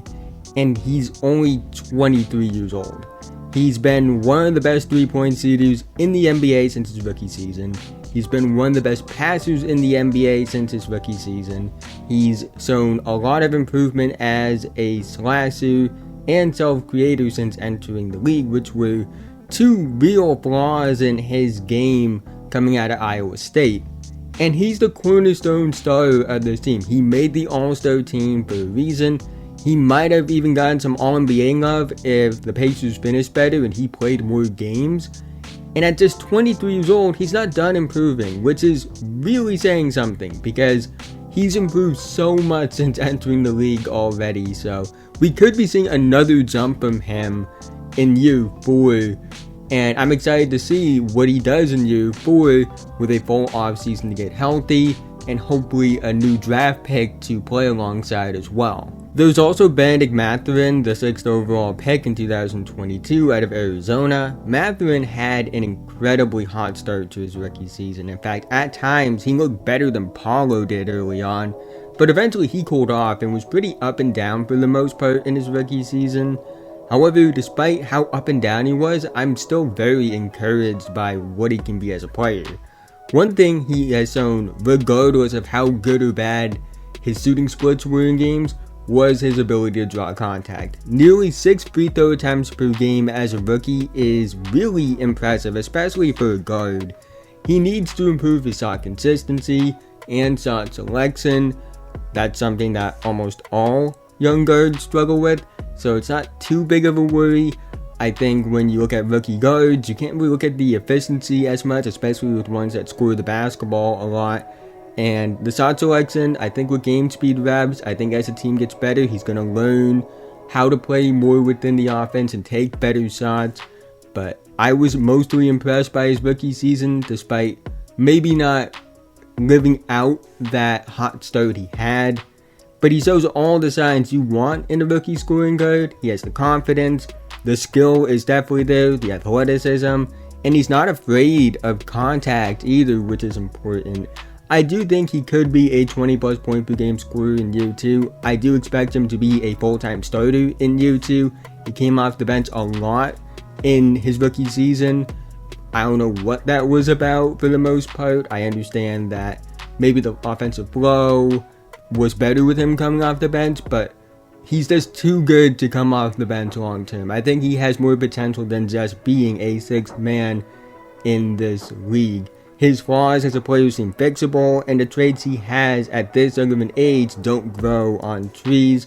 I'm excited to see how he grows alongside Halliburton, and he's somebody that I think has potential to be that other cornerstone star next to Halliburton. Outside of those two, I do like the other pieces on this team as well. Andrew Nembhard, their 2nd round rookie from 2022, showed incredible ability as a connecting guard that just fits within the flow of the offense, has good feel for the game, and I thought he should have made all rookie this season. Aaron Nesmith, the headliner that they got in return in the Malcolm Brogdon trade alongside that 1st round pick, looked really good in his first season, not only getting consistent minutes, but also being a majority starter. he wasn't great by any means, but when given the opportunity, he did start to show the signs that we saw from him at Vanderbilt that did make him a lottery pick. Isaiah Jackson is an intriguing, rangy shot blocker with a high motor and potential to be more than that. Chris Duarte had his ups and downs in year 2, but he was dealing with injuries. However, I think he still has promise, even if he is a bit older. So they have intriguing core pieces on the team, as well as Miles Turner, who I'm now convinced will be a Pacer for life because he survived more trade rumors than there were Titans during the rumbling. So I like the pieces outside of Halliburton and Mathurin on this team as well, but there's one player in particular I like for them a lot at pick 7. I think the Pacers should take Villanova forward Cam Whitmore at pick 7 in the draft. Whitmore is the best pure power athlete in this draft class at 6'6", 235 pounds with a 6'9" wingspan. Whitmore combines strength and vertical explosion as well as a good first step and decent quickness and speed. To see someone that's 6'6", 235 pounds at just 18 years old with these kind of physical tools and athleticism is extremely rare. He's going to be one of the youngest players in the NBA his rookie season. He has a great second jump, the best second jump I've seen from a prospect since Zion Williamson. High motor on the glass. He's an effective driver. He has potential to draw a lot of contact and almost live at the line. He's a good cutter and transition threat, great lob threat. I think he'll fit well with Tyrese Halliburton. He's far from a finished product, but he has shown encouraging flashes of shot creation and shooting upside. He was actually pretty solid as a catch and shoot player, and he has all the tools to grow as a perimeter player. Plus, I am encouraged by the fact that he's shown linear progression as a shooter over the years. He's not a great defender right now, but has all the tools and motor to grow into a really good one. From a physical and athletic perspective, he reminds me a bit of a weird hybrid between like Thad Young and Anthony Edwards. I know it's a weird combination of players, but it's kind of just how I see it. And I do see a bit of Caron Butler in this game, which is not an insult for people who don't know how good Caron Butler was. Caron Butler was an all-star in this league and an NBA champion. But I actually think the best comparison for him overall is Broly from Dragon Ball Z, because that's just, watch him play and then go watch the Broly movie from DBZ and you'll see what I'm talking about. On top of having pick 7, the Pacers also have picks 26 because of the Karis LeVert trade with Cleveland and pick 29 because of the Malcolm Brogdon trade with the Celtics. There are 6 names I want to talk about with those picks. 3 will be guys that I would be interested in potential trade-up scenarios because I do think they have the assets to move up in the draft with one or both of those picks. And 3 guys that I think will be more than likely on the board with those picks. The first name is Leonard Miller, a 6'10", 212-pound wing forward with a 7'2" wingspan from G League Ignite. He had a really good season in the G League this year, averaging nearly 17 points per game and 10 rebounds per game on 63 true shooting percentage. He has interesting creation and playmaking flashes you just don't find in a 6'10" guy. Needs to work on his three-point shot and form a little bit, but he was a decent free throw shooter in the G League this year, nearly 80% on solid volume given the G League free throw rules, but he has a ton of upside as well. You would more than likely have to trade up for him. He's projected to go in that 15 to 20 range, and he might get some lottery looks. In fact, I would consider him as early as like pick 11 or 12. I think the upside is that intriguing with him. But the Pacers do have the assets to move up if he falls to the range that I believe will be realistic for a trade up, that 16 to 20 range. And if he somehow makes it to pick 26, I think that it's easily the pick to make. There's Jalen Hood-Schifino, a 6'6" guard who played at Indiana. They probably got to see a lot of him this year, considering they're in the same state. He's a connecting guard with some scoring pop and good playmaking tools. Like with Miller, you would have to trade up for him. I think it's a bit less likely that they could trade up for Jalen Hood-Schifino than it would be for Leonard Miller, because Jalen Hood-Schifino is projected to go a bit higher than Miller. He's getting some real lottery buzz as of right now, but it is possible. Chris Murray, a 6'8" forward from Iowa, not Keegan Murray. I repeat, he is not Keegan Murray. He put up similar numbers to Keegan last season, but he's not the shooter that his twin brother is, and he wasn't as efficient as Keegan was during his last season at Iowa, but he is a really good prospect. I like his defensive tools. He's high feel, more experienced. He does have scoring tools as well, even if it's not on the level of his twin brother. You might have to trade up for him, but he might be on the board at pick 26. I don't think it's impossible to believe he could make it to pick 26, but there is a chance like you would have to trade up to like 22 or 23, which wouldn't cost as much as it would to move up to say like pick 17 for Jalen Hood-Schifino or Leonard Miller. Now, in terms of more realistic options, if they don't trade up, there's Noah Clowney, a 6'10" power forward from Alabama, one of the younger prospects in the class, has some intriguing shot blocking tools, solid shooting indicators, and a really good athlete. He should be on the board when they pick, and he will be a good option at pick 26 in my opinion. G.G. Jackson, a 6'8", 215-pound forward from South Carolina, the youngest player in the draft, but also the most hard evaluation for me to go through this year. He flashes unreal shot creating tools at his height and age, but he doesn't so much outside of that, and even then, he's very inconsistent. There were moments where you watched him play against Alabama and he looked better than Brandon Miller did, but there were also moments where you watched him play and you wondered if this was even a draftable prospect. These are the two extremes we're dealing with. We have the extreme of not being a draftable prospect and the extreme of playing better in moments than a projected top 3 to 4 pick. I do understand that he's super young, and that's a part of it. And I do think he'll get better with time. And I do think if he stayed in high school and then was a part of the next draft class, we might be talking about him a bit differently. He was the number 1 player in his recruiting class before he was classified up. But you do have to base your evaluation off of what you actually see on tape. And it's hard for me to project a lower usage role for him at the next level, because what he did at South Carolina, that's not what's going to be his role in the NBA more than likely. He's not going to get a lot of freedom in the NBA, where he was allowed to play through all of his mistakes at South Carolina. So that's why, even though he has a ton of talent and he shows these flashes of high-end potential, it's why he's projected, probably to go in the 20s instead of like the lottery or top 10, where if you just watch his highlights, you would think this is a top 10 pick, like maybe even top 5 pick, but you watch the tape and it's all over the place. However, I do think his talent at that young of an age is more than worth a swing at pick 29 in this draft.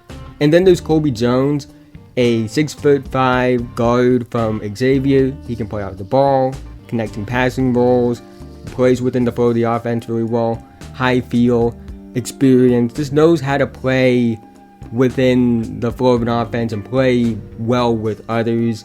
He's a high floor player that I think can contribute right away, and he will be a good pick at either 26 or 29. He's the player I like for them the most. The Pacers are building something special. In some ways, they remind me a bit of the Magic, established franchise cornerstones of the future, intriguing pieces around them, being better than the record suggests that they were, and draft assets to build for the future.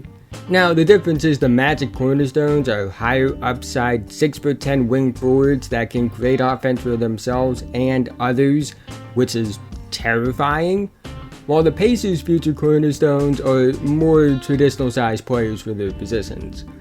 But the Pacers have a bright future, even if I don't think it's quite on the level of the Magic. That speaks more to the Magic than it does the Pacers. A core of Halliburton, Mathurin, potentially a player like Cam Whitmore, and more pieces to build around that core in the late first round is a good foundation to start with.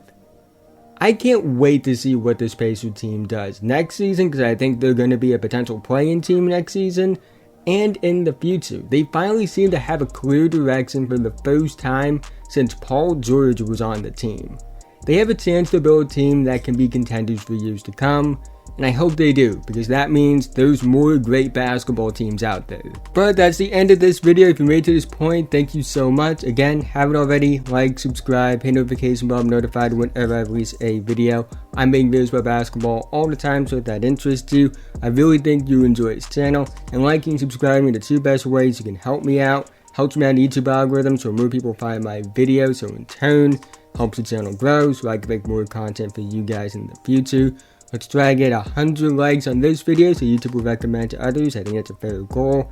Also, just thank you for the support on the channel recently. Ever since I started the series breaking down what I think these lottery teams should do in the draft and how they would fit with the young core, I really think that you guys have been showing the most support like ever.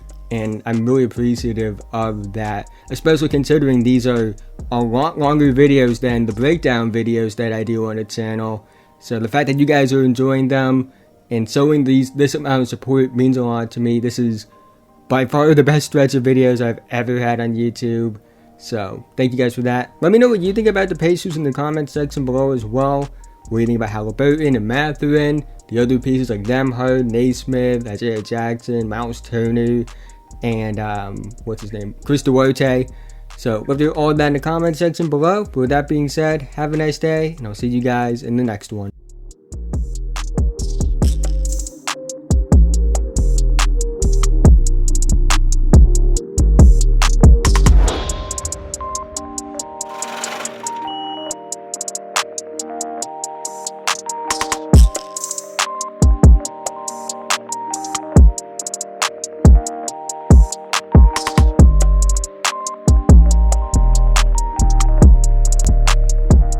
Of all the teams I'll be talking about in this lottery series, the Wizards are the one I'm the least sure about. Every other team in the lottery I look at and think that they either have a future contender on their hands, are heading in the right direction, and or have intriguing pieces. I don't feel that way about the Wizards at all. They feel stuck in the middle ground of not being good enough to be a contender or real playoff team, but not bad enough to go for a rebuild, and they've made moves that put them in that position. However, while I don't think that they can draft a franchise savior at pick 8, I do think they have a chance to add a player that will put them in the right direction.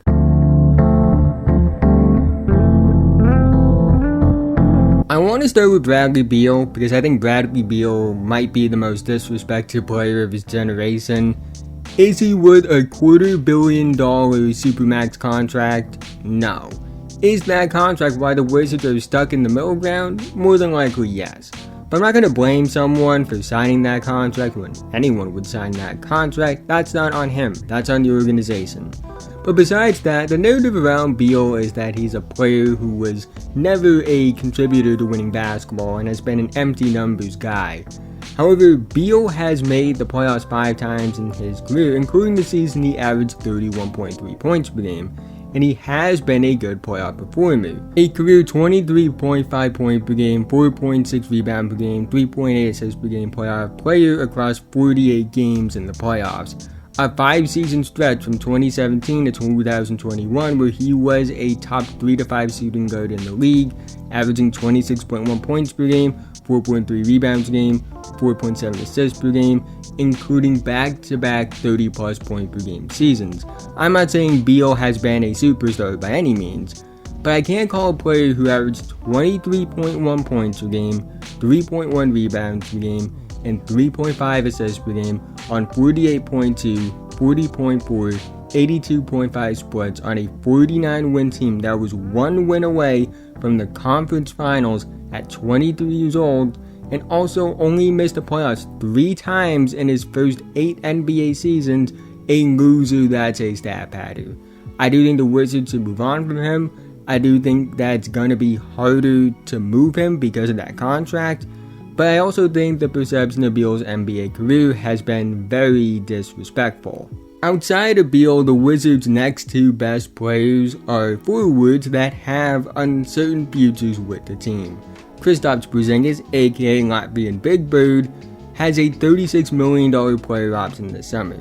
I don't know if he'll accept or decline it. He had a good year, 23.2 points per game, 8.4 rebounds per game, 2.7 assists per game on 49.8, 38.5, 85.1 splits. A stretch big that can block shots and do some off-dribble stuff, but it's still limited due to how stiff his movements can be. It's really up to him. If he accepts the player option, so be it. If he doesn't, I wouldn't prioritize bringing him back. He's a good player, but I do think bringing him back on a long-term extension would keep the Wizards stuck in the middle ground even more than they already are. Then you have Kyle Kuzma, aka Hot Water, Hot Sour, Whoa Whoa. He also has a player option this summer. He will definitely decline that player option because it's $13 million. And after this season, he's worth a lot more than that. Kuzma was viewed as a future star at one point, averaging almost 19 points per game in his second NBA season on the Lakers, which is the biggest NBA market in the world. In fact, he was viewed so highly that they traded future All-Star Brandon Ingram instead of him in the Anthony Davis trade. However, with Anthony Davis joining the team, Kuzma saw a regression to a 12-point per game scorer in the regular season and a 9-point per game playoff performer over the next two seasons. He did win a ring, he did contribute to that ring, but it was clear he wasn't the third star the Lakers hoped he would be, which led to him being traded to the Wizards for future Hall of Fame point guard Russell Westbrook. Kuzma bounced back with the Wizards, averaging 17.1 points per game in year one with the team, and had the best season of his pro career this season, averaging 21.2 points per game, 7.2 rebounds per game, and 3.7 assists per game. However, like with Porzingis, I don't think they should bring him back for the same reason. Both are good players. They had good seasons, but they both will be 28 years old next season and have proven that the production hasn't led to winning. So I think it would be a mistake to add contracts that would keep your team in mediocrity more than it already is when you don't have to. So I don't think the Wizards should bring back two of their three best players from this past season, and I think they should move on from the best player that they have. But what about the other players? What about the young talent on the roster for the future? Well, there are only three names to really talk about here. Deni Avdija, a 6'9" wing who's a good defender and solid connecting passer, but his offense, specifically as a scorer I should say, hasn't really progressed. He's not a good shooter, and his offense is actually pretty bad scoring the basketball outside of finishing at the basket. He shot 71.4% at the rim on 2.1 attempts per game, which is solid. It's actually really good, I would say, more than solid. He shot 39.5% on 2 attempts per game between 3 to 10 feet. He shot 26.5% on 0.44 attempts per game from the mid-range. He shot 29.7% on 3.1 attempts per game from 3. 37.1% on non-rim attempt 2-pointers. 33% overall on non-rim attempts scoring the basketball. So he isn't good when it comes to scoring outside of the paint. So he really isn't much outside of good defense, solid connecting passing, and finishing at the basket on low volume. He can be a solid player, and I think the foundation is there. But he clearly was not worth the 9th overall pick, especially with Tyrese Halliburton, who's an all-star still on the board, Devin Vassell, someone who's proving he's one of the best young wings in the league on the board, and Tyrese Maxey, who, yeah, he went 21st overall, but many, including myself, thought he was a lot better than that. I thought he was the 4th best player in that draft. You can look it up on the other channel. I have a video basically saying that I believed in him as the 4th best player from the class, and many others had him as lottery guys. Like, go look at boards on the internet. Like, he went a lot lower than he should have, even at the time. Then you have Corey Kispert, who in my opinion is by far the best of the young guys. 11.1 points per game, while also shooting 42.4% from 3 on 5.2 attempts per game. A solid passer as well. High field, just knows how to play the game of basketball. Not a high ceiling player, I would say, but a good bet long term to be a floor spacing starting wing for them. I like him a lot. And then you have Johnny Davis, the 10th overall pick in the 2022 NBA draft. I said at the time, and I still believe, they should have taken Jalen Duren, AJ Griffin, or Tari Eason with that pick. And Davis didn't have a good rookie season, at all. I made a whole video talking about it. He spent a lot of time in the G League, where he wasn't that good, and he barely played in his first 14 NBA games. He averaged 1.1 points a game on 33.3 field goal percentage over those first 14 games because he barely played. He was picking up DMPs, he spent time in the G League obviously, and he will get garbage time minutes. He's a tough player to project because his game on offense is based around tough shot making. He's a good defender with a high motor and good physicality, but he's not a good three-point shooter, and it's tough to make the adjustment to the NBA when you have this type of archetype on its own, let alone when you're limited because you aren't getting much opportunity, and even when you do get opportunity, you aren't allowed to play through mistakes. Which is why I prefer Duren, Eason, and Griffin. Those were three players that had really good rookie years, some on playoff teams, specifically Griffin. The other two were on two of the worst teams in the league, but they had good rookie years, and they had roles and skills that were much easier to project to the NBA. However, there is some hope with Johnny Davis. He finally got consistent playing time over his last 14 games, and he averaged 10.5 points per game on 39.2 field goal percentage. Not great numbers by any means, even for a 10th overall pick, but solid for a rookie guard known for a tough shot-making base game, and if he did that over a full season, we wouldn't be questioning the pick as much. Hopefully he gets minutes in year 2 and progresses on the end of a solid season, shows promise more as a three-point shooter, works on that in the offseason, gets better at that over time, and puts that rough rookie season behind him. I don't want him to be a bad player by any stretch of the imagination. I want him to be good and have a bright career and find success where he can, as much success as possible. But as of right now, you have Corey Kispert, who is a good shooter but a limited ceiling player. Denny Adbia, who is a solid defender and passer, but is just not a good scorer and wasn't worth the 9th overall pick. And Johnny Davis, who has promise and could prove me wrong, but as of right now, it's not looking like he was worth the 10th overall pick. Now, there are three players I like for the Wizards to potentially pick at 8th overall. Anthony Black, a 6'7" guard from Arkansas, a really good connecting playmaker, good defender, good slasher, draws contact really well, high field player, fits into any offense in my opinion, can play 1 through 3, so he has positional versatility. Needs to work on his shot, but I will say it's further along than what Denny was as a shooter when he was coming out for that 2020 NBA draft. In fact, I would say it's even a lot more encouraging because of the fact that Anthony Black made real progress from his senior year of high school to this season at Arkansas. It's still very much a work in progress, but you do have to look at progressions and development from prior stages when looking at prospects. You can't just look at the year, and the progressions he's made are encouraging, and he would be worth the 8th pick. High floor player, decently high ceiling. Think of healthy Lonzo Ball or Josh Giddey when you think of Anthony Black. Not completely the same, but that same type of archetype. In fact, I would go as far to say that he reminds me a lot more of Giddey than Lonzo. And he himself has said that he models his game after Josh Giddey, so I think it's a good comp. Then you have Jett Howard, a 6'8", 215-pound wing from Michigan, the son of college legend, former top 5 pick and NBA All-Star, and current Michigan head coach Juwan Howard. One of the better three-point shooters in the class. Also has a really good handle. I don't think that gets talked about enough. He can create offense off the bounce because of how good that handle is. Good feel as a passer, not a playmaker by any means, but makes good reads, I would say a good connector, needs to do work defensively.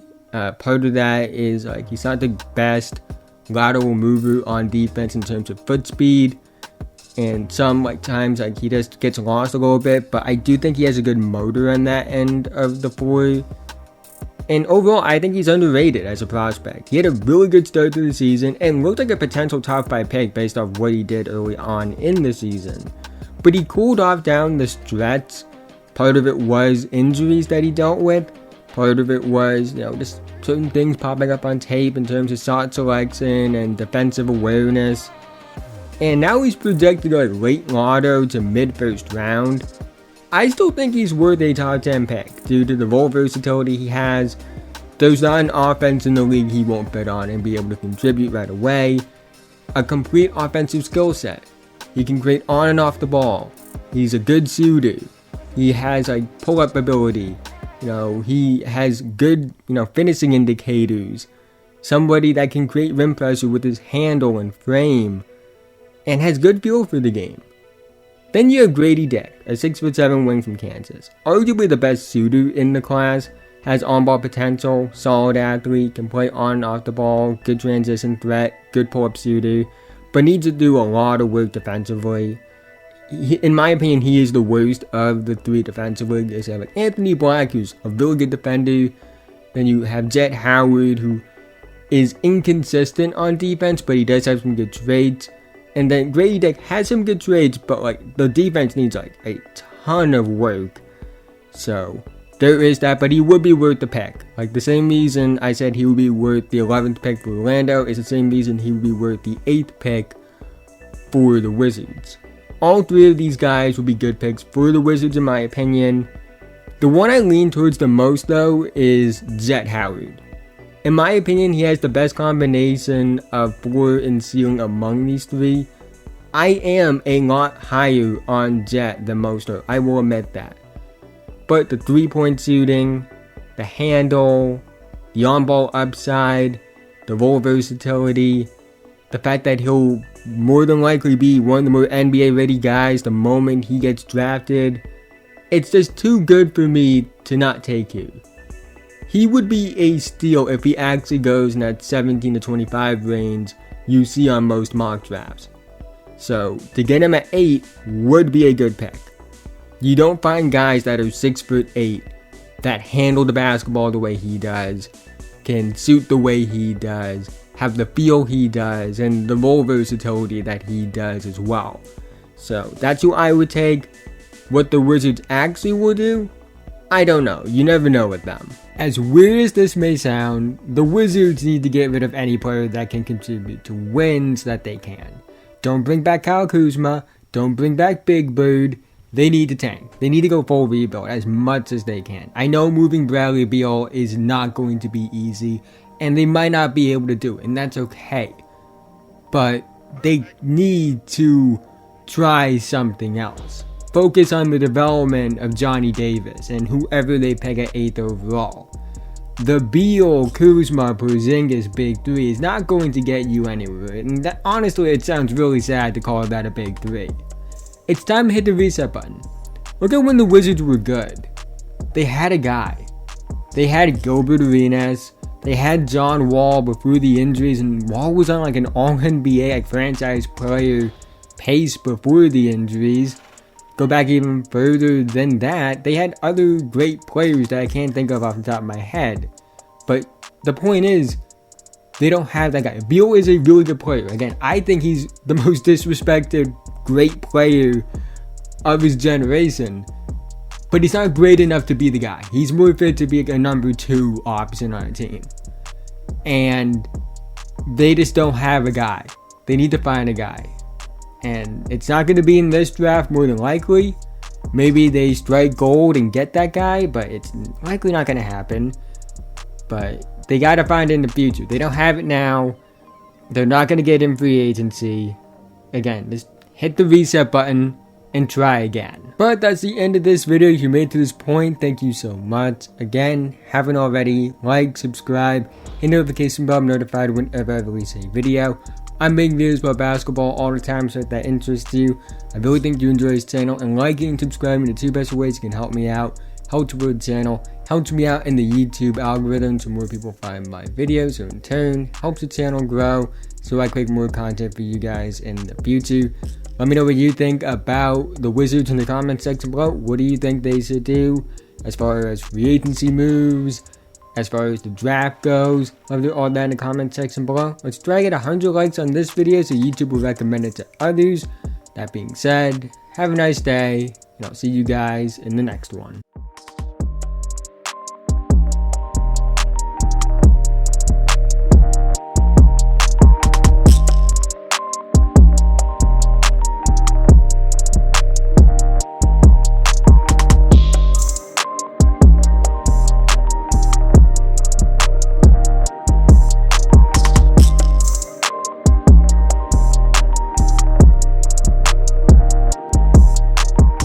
While the Jazz didn't make the playoffs this year, they shocked many people by being competitive for most of the season, because many believed they would be a tanking team towards the bottom of the league, especially after trading away All-NBA guard Donovan Mitchell and 3-time Defensive Player of the Year Rudy Gobert. This team was a perfect example of why tanking is a fan and front office concept and not a player concept. Players don't like to tank, they want to win as much as possible. Everyone in the NBA was a winner prior to the NBA. That's how they got here. And the Jazz showed that despite not having a great roster, they were going to put up a fight every night. And with the emergence of pieces they got in return for their former cornerstones, the Jazz were a fun team to watch this season. A lot more fun than I anticipated going into the season. They ended up with the 9th pick in the draft because of their own record, and also have a mid-first round pick and a late first round pick, and there are players in particular that I like at each of those picks that I want to talk about.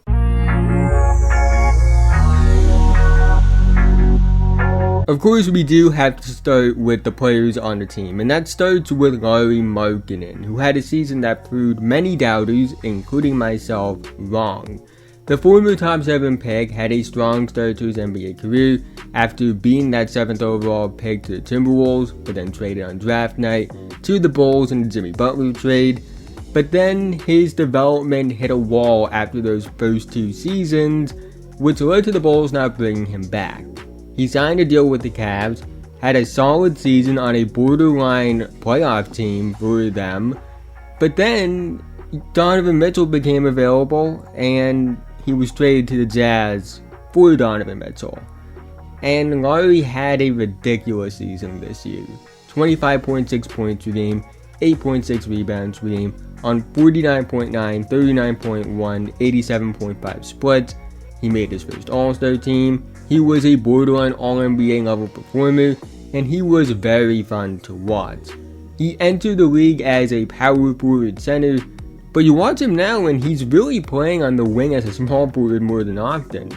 He's pretty balanced and efficient as a scorer, and when I watch his tape, I don't think it's a fluke either. I think a lot of what he does on tape is about sustainable traits rather than just hitting lucky shots. So I think the best is yet to come for Lauri, and he is a cornerstone for this team moving forward. Then you have Walker Kessler, the rookie big that they got in return for Rudy Gobert. Coming out of Auburn, Walker Kessler put up some absurd block production numbers, and it's translated to the league. 2.3 blocks per game in 23 minutes per game as a rookie. That's 3.7 blocks per game per 36 minutes. The only other rookie to get a first team vote as far as Rookie of the Year placement. I messed up my words there. Roll with it. You know what I meant. He has the frame, feel, and instincts to dominate as a defensive player. He's not a switch big that teams covet in today's NBA. However, like his predecessor, if you're a great paint defender, you bring enough value to make up for the lack of versatility, and Walker Kessler is that level of paint defender. He does have a bit more versatility than you would think. I think his movement skills are a bit better than Rudy Gobert's were, but he is a paint defender for the most part, and he's dominant at it. Now, as far as offense goes, he does flash a bit of a mid-range game at times, but he's mostly a traditional big in the sense of rolling to the rim, catching lobs, dump offs, rim running, things like that. But he's a truly special shot blocker and paint defender, and a good return for losing your 3-time Defensive Player of the Year. And there are other guys outside of those two I like as well. Chris Dunn, who they brought in on a 10-day contract midway through the season, and he's had a career resurgence. He was awesome for them. He put up really good numbers, like the best numbers of his career, and his play led to him getting a long-term extension with the team. And I'm happy for him. I'm a big Chris Dunn fan. He's from the Northeast, he's from Connecticut, I'm from Massachusetts, so he played in the Big East. He was awesome in the Big East, one of the best players in Big East history.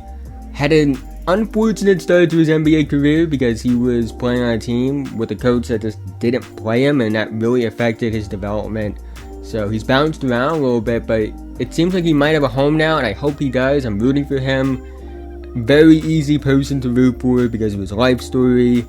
And to see him play well, it meant a lot to me as a fan. So I'm happy for him. Colin Sexton, at the time, what was probably viewed as the big piece they got in return for Donovan Mitchell. He came off the bench, but he looked pretty good as a microwave scorer for them. I think that's his role long term. Okay, Abaji, the other big piece alongside Lowry and Sexton that they got, he was the 14th pick in the draft this past year, and he looked good. He didn't get a lot of playing time, but when he did, he showed signs as like a floor spacer, defender, guy that can attack closeouts, so I think he has promise. Even Talen Horton-Tucker looked good. I know he's kind of a meme, because like the Lakers fans, they viewed him as this like future superstar for so long. They tried to trade him for like Bradley Beal or James Harden, or they say like they wouldn't move them for like James Harden, but even though he ended up getting traded for Patrick Beverley, and honestly that trade worked out better for the Jazz than the Lakers, ironically enough, he looked good. He had flashes of moments where I was like, oh, there's something here, so I like him a decent bit. So those other pieces I do like. But there's one name I really want for them, specifically at pick 9. Cason Wallace is the player I want them to take at pick 9, the guard from Kentucky. He's the best one-and-done defensive guard prospect I've ever evaluated. He has unreal traits and instincts on that end of the floor, great lateral movement and foot speed, high feel for the game on defense, extremely smart, and also has a high motor on defense. He gets blocks and steals. He's physical despite the fact that he's not the biggest guy in the world. He still has a lot of room to grow out his frame, so he'll get more physical as he gets stronger. He's elite on and off the ball on defense as well, which is important because I feel like fans focus too much on what you can do on the ball, but what you do off the ball is what truly makes you an elite defender. I'll give you an example, like Jaylen Brown. Jaylen Brown is great as point of attack on ball defense. He is awful off the ball on defense, which is why I don't understand putting in all defense conversations. Cason Wallace is elite at both. He can be that point of attack on ball defender. He also has the feel and the traits you want off the ball, and he's just a special defensive prospect. The way I put it is, if he was as good on offense as he is on defense, he would be the second best player in this class. That's how great his defense is. And it's not like he's a bad offensive player either. He's not a great one by any means, but he is solid. He can hit open shots. He's a really good passer. He's a solid finisher at the basket. He isn't afraid of contact. Not elite as an offensive player, but not bad either. He has room to grow as an offensive player as well. It's very common to see Kentucky guards be a lot better on offense in the league than they were in college, and they just do things that maybe they sort of flash of here or there, but they expand in the league. Tyrese Maxey, Shai Gilgeous-Alexander, Devin Booker, Tyler Hero. The list goes on when it comes to players that have been a lot better in the NBA as offensive players at the guard spot than they were at Kentucky. And maybe Cason Wallace is that. It's not a guarantee that Wallace is that, but it wouldn't shock me either. And even if he isn't, he still will be a competent offensive player. I never watched Cason Wallace play and think, wow, this guy is useless on offense. I never got that vibe from him. It's not a guarantee that this happens, but if Wallace is an above average offensive player like a Drew Holiday, like 17 to 20 points, 20 might be a bit of a reach, but I do think 17 is within the realm of possibility. 5 rebounds, like 6 to 7 assists. He won't just be an all-star, he'll be all-NBA. That's how special his defense is. Where, in today's NBA, you almost have to average at least 20 points per game to be considered for all-NBA, because 20 points per game is the new 12 points per game now, it feels like. But I think Cassandra Wallace has defensive player of the year kind of traits where he could be all-NBA even if he doesn't average 20 points because of how good he'll be defensively. One thing I've always believed when it comes to someone like Marcus Smart is if Marcus Smart was a consistent offensive player, he would be a perennial all-star. He's not a bad offensive player. Not by any stretch of the imagination. He holds the record for most three-pointers in the game in Celtics history, which is a wild thing to say, but it is true. If Marcus Smart consistently was there on offense and was what he was at his best on offense, because at his best, Marcus Smart is an all-star level offensive player. When he's in the groove, he's incredible. The problem is he is one of the most inconsistent offensive players in the league. If Marcus Smart was consistent on offense, he would easily be a perennial all-star.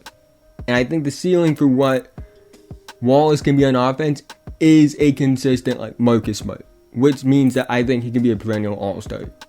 I'm higher on Cassandra Wallace than most. I have a borderline top 5 grade on Cassandra Wallace.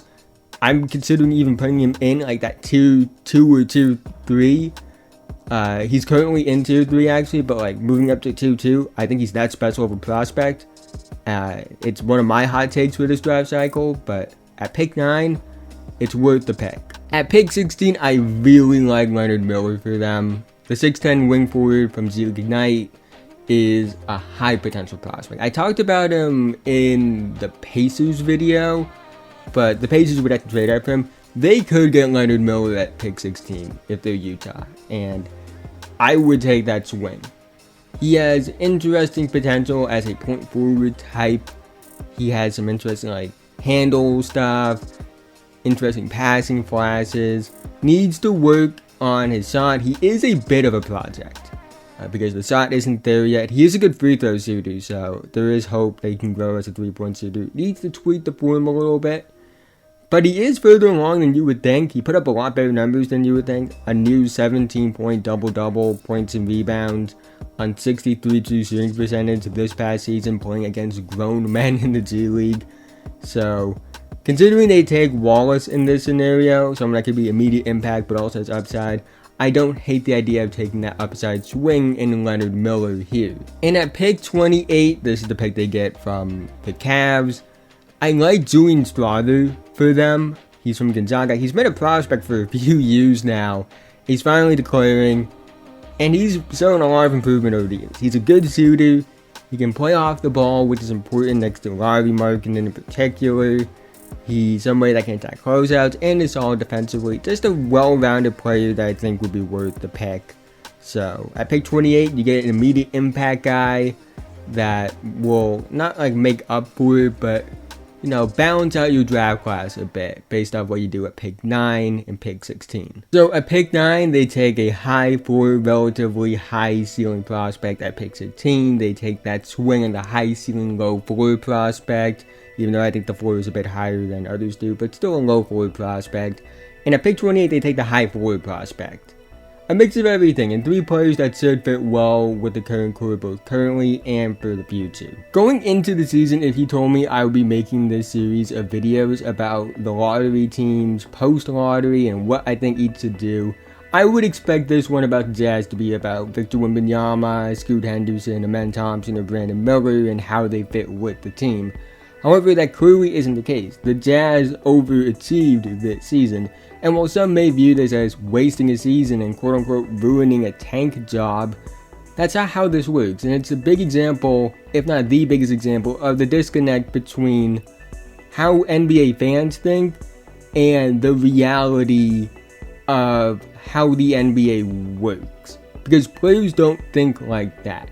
They aren't going to lose games on purpose. They don't want to lose games at all. Especially if it means that it puts their team in position to draft their replacement. That's not how they think. It's not how they're wired. And the Jazz emerged as a fun young team to watch. A team with players getting redemption. A team with fun young talent. And a team that should be fun for years to come with Gary Markkinen, Walker Kessler, Taylor Horton-Tucker maybe improving, Colin Sexton being a fun microwave scorer, Ochai Agbaji developing, among other things. Maybe even Chris Dunn, a full redemption arc. So, I think they're going to be fun for years to come. And I don't think the fact that they tanked this season, or excuse me, not tanked, they didn't tank this season, was a bad thing.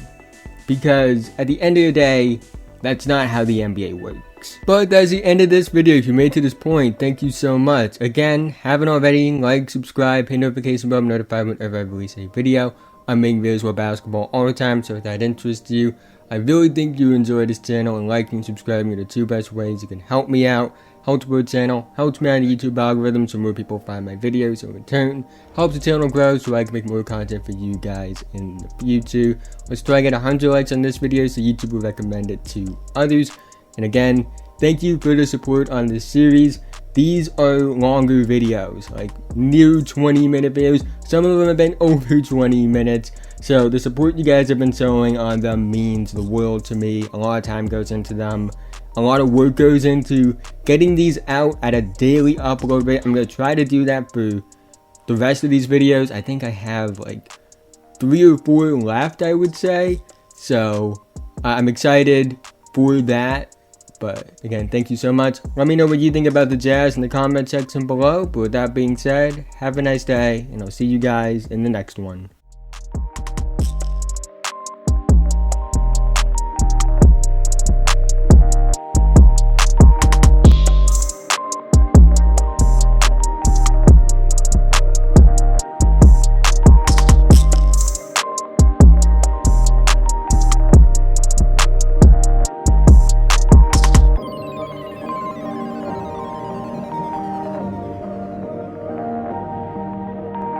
The Dallas Mavericks are not a team going into the season that I thought I would ever be making a video like this about. They were my pick to be the top seed in the West. Luka was my pick to win MVP. They were my pick to come out of the West as well and represent the Western Conference in the NBA Finals. And it did make sense at the time. The Mavericks were coming off a conference finals appearance. Luka is one of the best players in the NBA, but despite Luka having not only the best scoring season of his NBA career, not only a top 2 scoring season in the entire NBA, but the best scoring season in Mavericks history, they didn't make the play-in, let alone the playoffs. Despite acquiring Kyrie Irving at the deadline, despite having a relatively strong start to the season, the loss of Jalen Brunson clearly hurt them, and it was evident down the stretch where they collapsed, which is why they ended up with the 10th pick in the NBA draft instead of competing in the playoffs right now, maybe even playing in the conference finals. There is one player in particular that I like for them at 10th overall, but the question is, will that pick save them?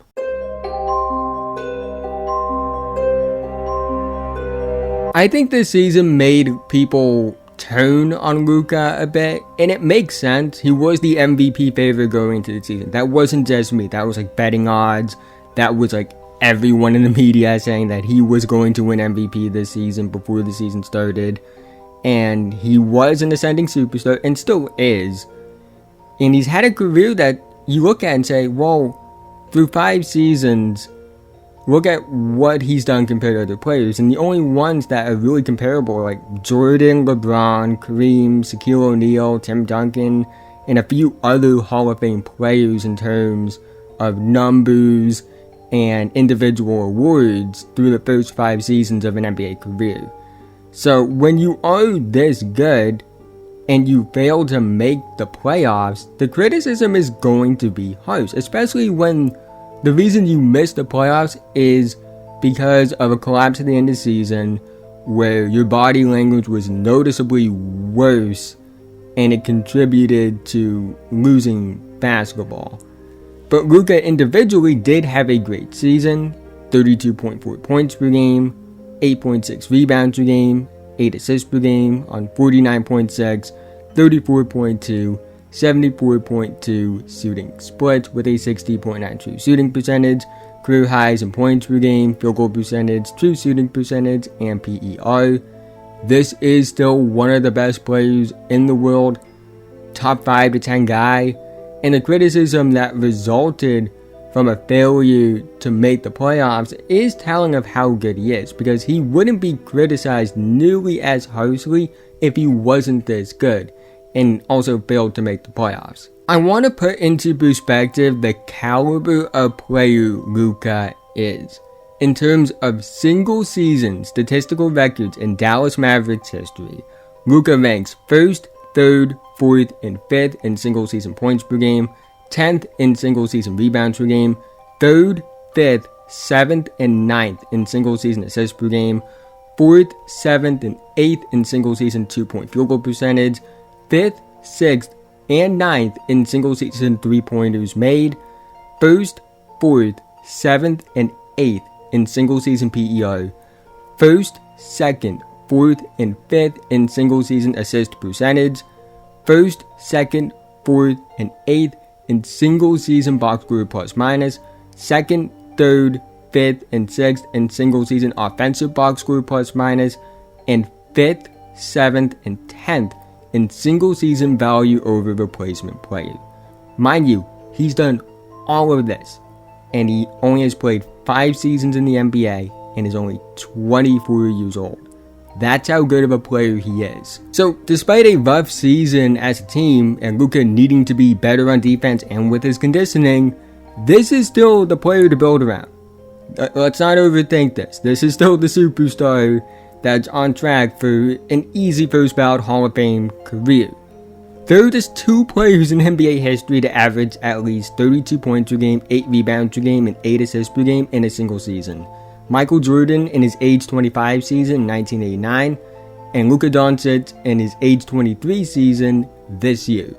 So when you have a player who at 23 years old put up numbers only Michael Jordan has in a single season, you need to build a good team around him, because players like Luka don't grow on trees. This is a generational talent. So while it's true and it does need to be brought up that Luka needs to work on his conditioning, there were moments where he was tired by the 4th quarter and needs to work a bit on his defense. He doesn't need to be an elite defender, but be better than what he was this season. Those things are true, and that's on Luka to figure those things out.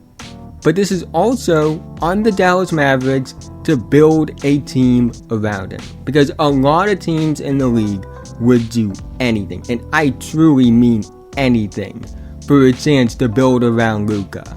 So the Mavs can't waste this. And then you get to Kyrie Irving. I don't know what Kyrie's gonna do. I'll never know what Kyrie's going to do. He's a great player, there's no denying that. One of the most gifted scorers I've ever seen. The single best off-bounds creator I've ever seen. In terms of his ability to get to his spots, his ability to not waste his movement as a creator, in terms of his handle, balance, and flexibility. There's nobody that compares to him, at least in my eyes. But he's also an interesting personality, to put it very nicely. If he stays, great. He wasn't the problem on the court at all. He was great for Dallas. They actually won more games when he just played, in terms of win percentage, than when Luka played, or him and Luka played. So there wasn't really anything you could say about Kyrie on the court and say he was the problem, because he wasn't the problem on the court. But we just don't know what he's going to do. He's a free agent this offseason, and not knowing what he's going to do in these type of situations has always been the case. he could re-sign with Dallas, and that would be great. That means there's a direction. That means there's a second star, because he's perfect in terms of the type of player you want next to Luka. And re-signing him would be awesome if he's committed. That's a big if, in terms of if he's committed to this team and he's focused and wants to win. There's no better player to put next to Luka, in my opinion, in terms of on-court fit. But he could go join LeBron in LA, or he could end up signing with the Wizards, or flat out retire for all we know. We just don't know. It's too hard to predict. It's not worth trying to predict. It's only something that we have to see how it plays out with. And what happens, happens. And he can't be the primary focus and the primary sort of hope for this team. You have to look at other things with this team. And there are two young players I like in particular for them. You have Josh Green, a floor-spacing wing with connecting passing skills and good defense, plays with a high motor. He really emerged this season as a piece for the future after 2 seasons of really not seeing the floor. And he's only 22 years old. He brings a skill set that works well off of Luka on the wing. But the more interesting young player for me is Jaden Hardy. Hardy was the Mavericks' second-round rookie, originally projected to go top 5 in the draft going into the 2022 NBA draft cycle. Hardy struggled with Ignite and his draft stock fell. However, regardless of his struggles, he should not have fallen that far. He still showed a ton of potential through those struggles in the G League, and I think the idea that he was flat out awful in the G League during his time with Ignite is false. He still showed on tape that he was worth a late lottery to mid-first round pick. He was an absolute steal in the second round. However, despite the numbers overall looking just solid in his rookie year, under 10 points per game, but considering the minutes, it was acceptable. When Hardy got opportunity, he took advantage. In 10 games where he played at least 20 minutes, he averaged 18.1 points per game on a 63.1 true shooting percentage. He showed improvement in his finishing, decision-making, and off-ball scoring, which were all questions with him as a prospect.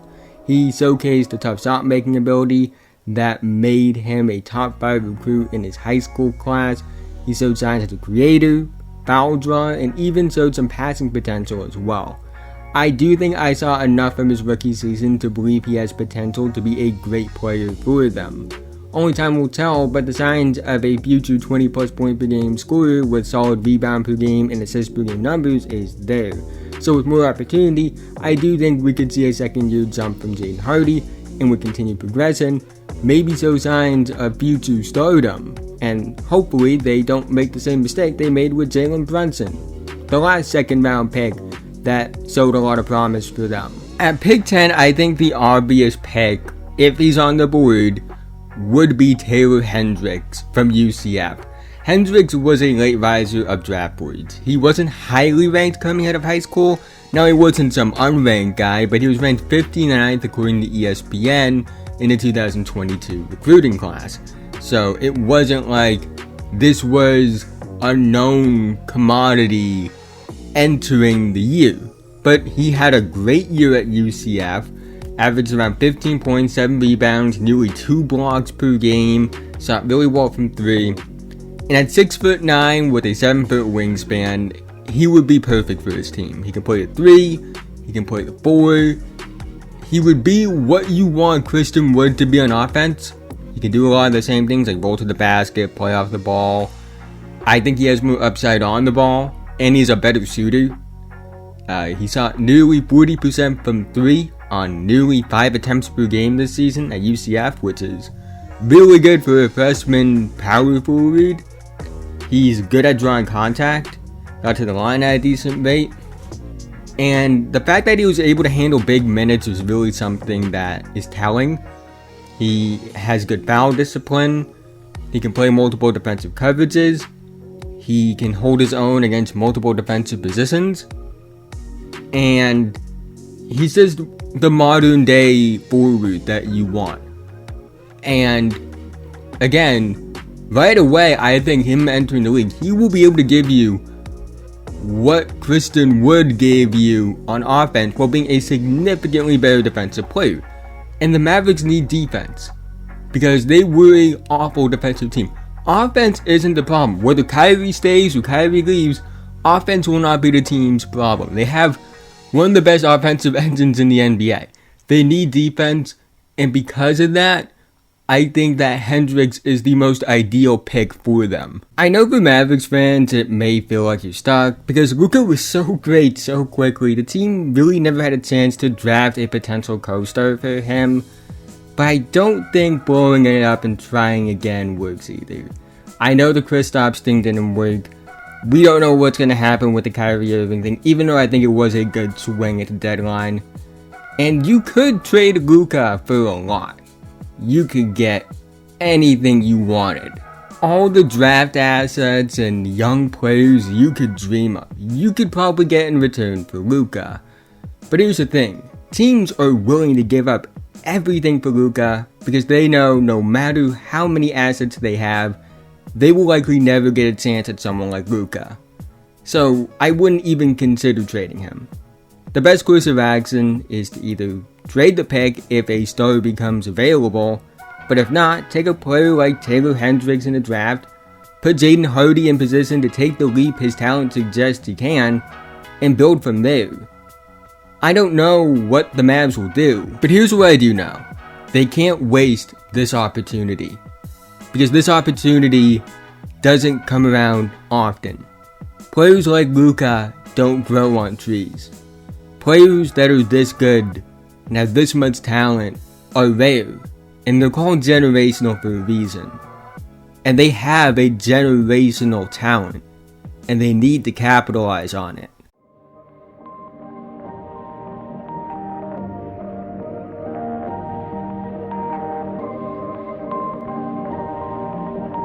Perfect.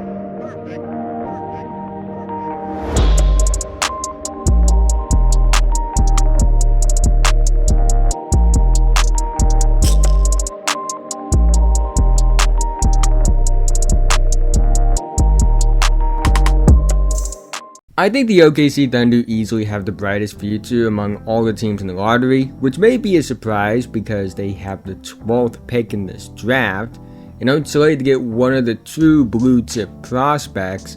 But when you look at the OKC Thunder currently, you see all the signs of potential to be a contender for years to come.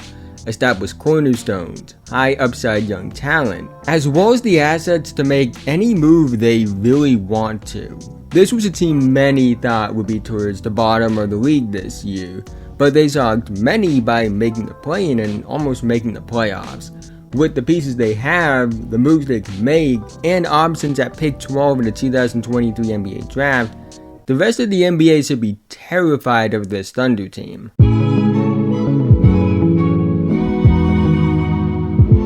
It all starts with Shai Gilgeous-Alexander. SGA had a Hall of Fame caliber season this year, and if you think that's a stretch to say, just look at the numbers.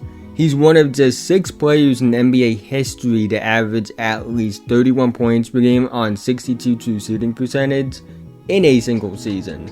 The 5 other, Damian Lillard this season, James Harden in 2020, Stephen Curry in 2021, Joel Embiid in his MVP season, and Kevin Durant in his MVP season. His 31.4 points per game are third most in OKC history for a single season, behind only Russell Westbrook and Kevin Durant's MVP seasons. And while he finished 4th in the NBA in scoring this season, that really speaks to how wild the scoring was this season, because SGA produced at a level that would have won him the scoring title in 32 of the last 58 NBA seasons.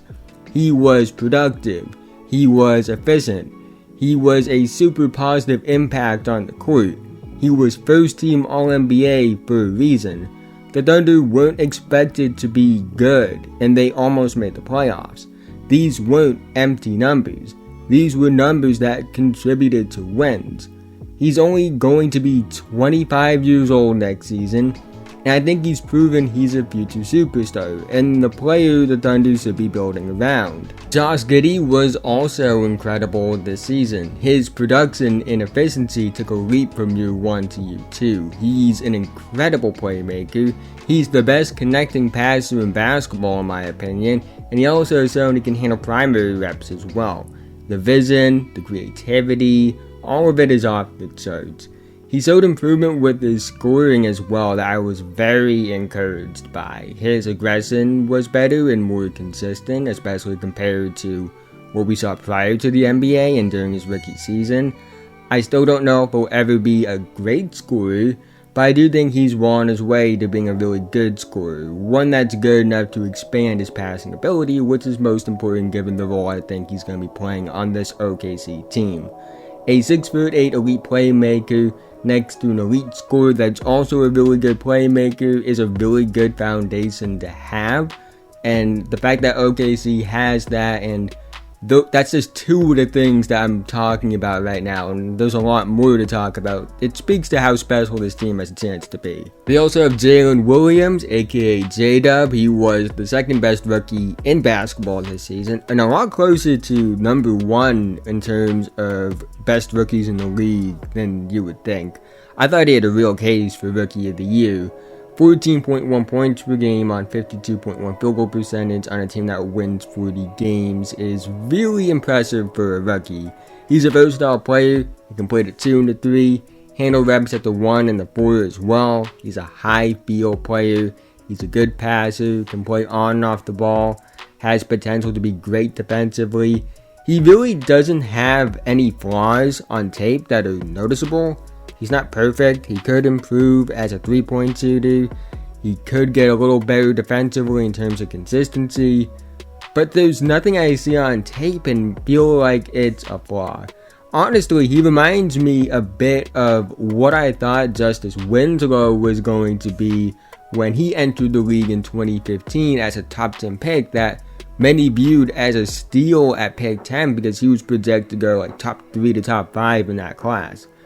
A do-it-all Swiss Army knife player with positional versatility. A similar caliber player, in my opinion, that we can look at and say, this is a fair, realistic, high-end outcome, in my opinion, would be Prime Andre Iguodala.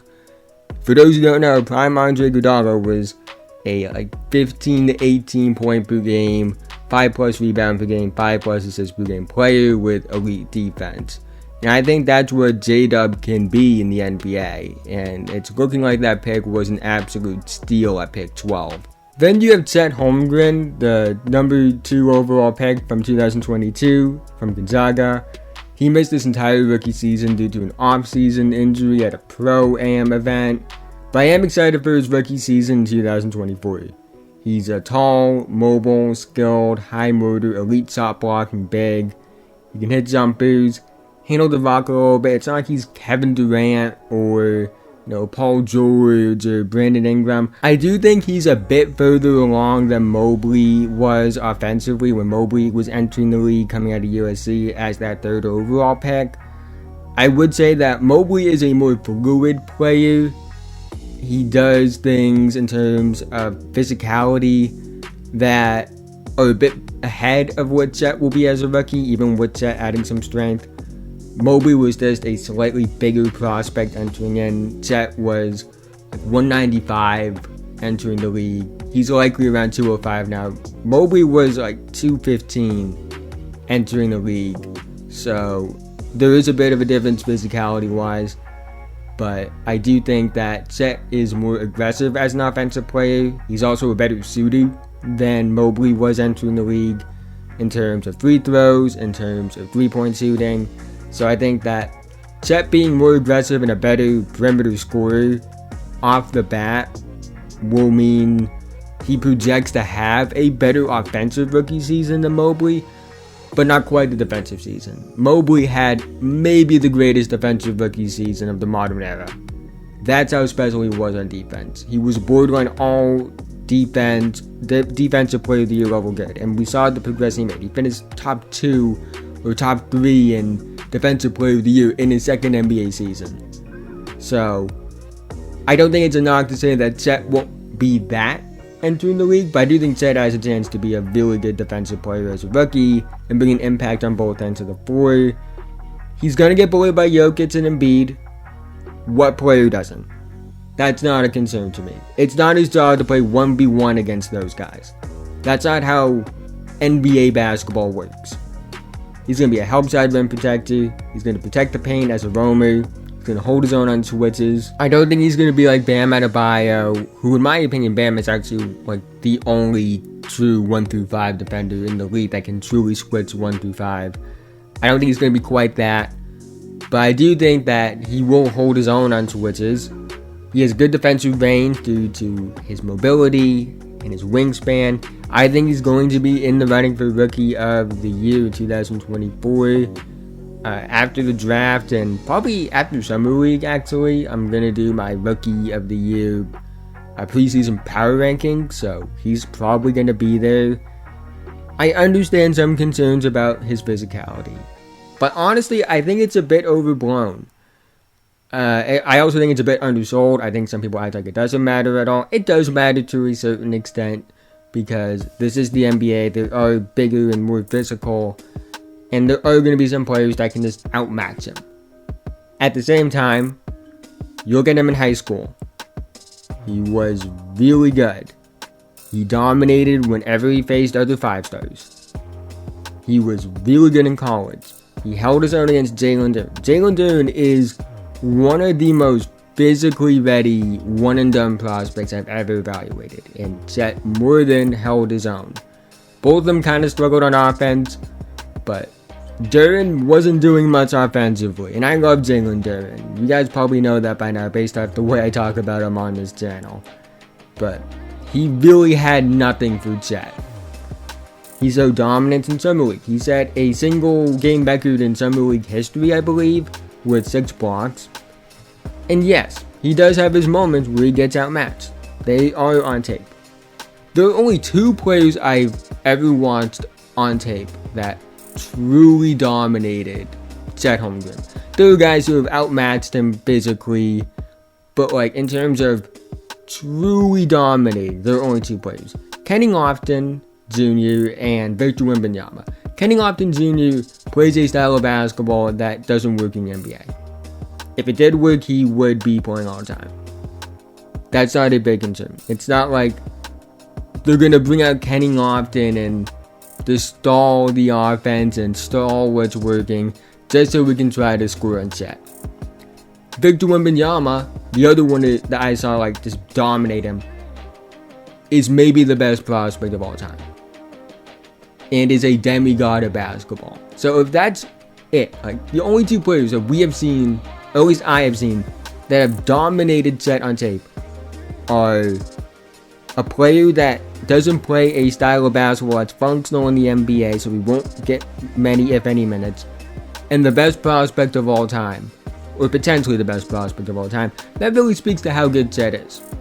Again, he went up against college-level athletes, that a lot of them older than him, and he was dominant. So, I do think he will be fine in the NBA. And when it comes to injuries, the one injury that cost him his rookie season was a freak injury that could have happened to anyone. He doesn't have an injury history prior to that one. So unless it becomes a trend in the NBA, I wouldn't worry too much about it. And I'm not going to project injuries based off what we've seen already, because I still don't think that's fair to a player. If it happens, it happens. But until it happens, I'm not going to act like it's a big concern, because there's just no reason other than one freak injury that suggests that he is an injury-prone player. So, I said my piece about Chet. This was a lot longer than I thought it was going to be as far as the section goes. We have a lot more to talk about after this as well. But to wrap it up, I do think that outside of, say, Gilgeous-Alexander, this is the most valuable player the Thunder have. So we have to talk about draft options, and I have 6 players I want to talk about. 3 are if the Thunder trade up, and 3 are if the Thunder stay at pick 12. The Thunder have the assets to move up in this draft. They have a kitchen sink worth of future picks, and with the new rules in the CBA, it might be wise of them to set a few of those picks, whether it be for players, whether it be to move up in the draft, because they're not going to be able to pay all of these draft picks. They also have expendable young talent, so you'll get the roster and say, well, it's great that we have all these assets. We have these draft picks, we have these young players. We're not going to be able to pay all of them, so why not package those players and picks to put yourself in a position where you get the guy that you are comfortable paying. So I think they could move up to like that 6 to 10 range realistically, if they really wanted to. Top 4 is probably out of the cards. I think the teams in the top 4 are comfortable with, obviously Victor, Scoot, Aman, and Miller. Like, they would rather just draft those guys. And 5th overall, that 5th pick, which is held by the Pistons, it's unlikely that the Pistons would want to move down that far. But if they really want that 5th pick, they do have the assets to move up, because they have all the assets in the world. So if they move up to like that 5 to 8 range, the 3 names I like, start with Jarvis Walker, the forward from Houston. He's a do-it-all player, versatile on both ends of the floor, has on and off ball versatility, the best non-Wembanyama defender in the class, high feel, good passer, NBA ready frame, good athlete, high floor player that will fit in with what they want because he can affect the game with scoring, but doesn't need to score to be extremely effective. So he would fit right in, be a great long-term piece for them. And honestly, Jarvis Walker could fit on any NBA team. So I think that anything I say about him here, I could say about the other 29 teams in the NBA. He's just a super safe prospect with a pretty high ceiling. Then you have Cam Whitmore. Of these 3 players I'll talk about for trade-up options, he's the highest ceiling. One of the youngest players in the draft, elite athlete, the best pure power athlete in the class, NBA ready frame, great cutter, good catch and shoot player, so he has off-ball tools. It will allow him to play on the wing, play off of Shai Gilgeous-Alexander and Josh Giddey. He's growing as a creator and shooter and has a ton of defensive upside. He's only going to be 18 years old when he gets drafted, so he's going to be young, he's going to have a chance to grow. I trust OKC to develop a player like this, even though I don't think that Cam Whitmore is a raw player necessarily, but he does need some work. But I like his fit with his OKC team. You could slide him into that 4 spot or the 3. You can honestly interchange J-Dub and Cam Whitmore if you draft Cam Whitmore at that 3-4. And Asar Thompson is the final name for trade-up options. Elite defender, one of the best defenders in the class, great secondary passing playmaker, love him as a connector, can play off the ball in transition and as a cutter. He's growing as a scorer. He has the confidence. He wants to improve in that area. He's working on his shooting form.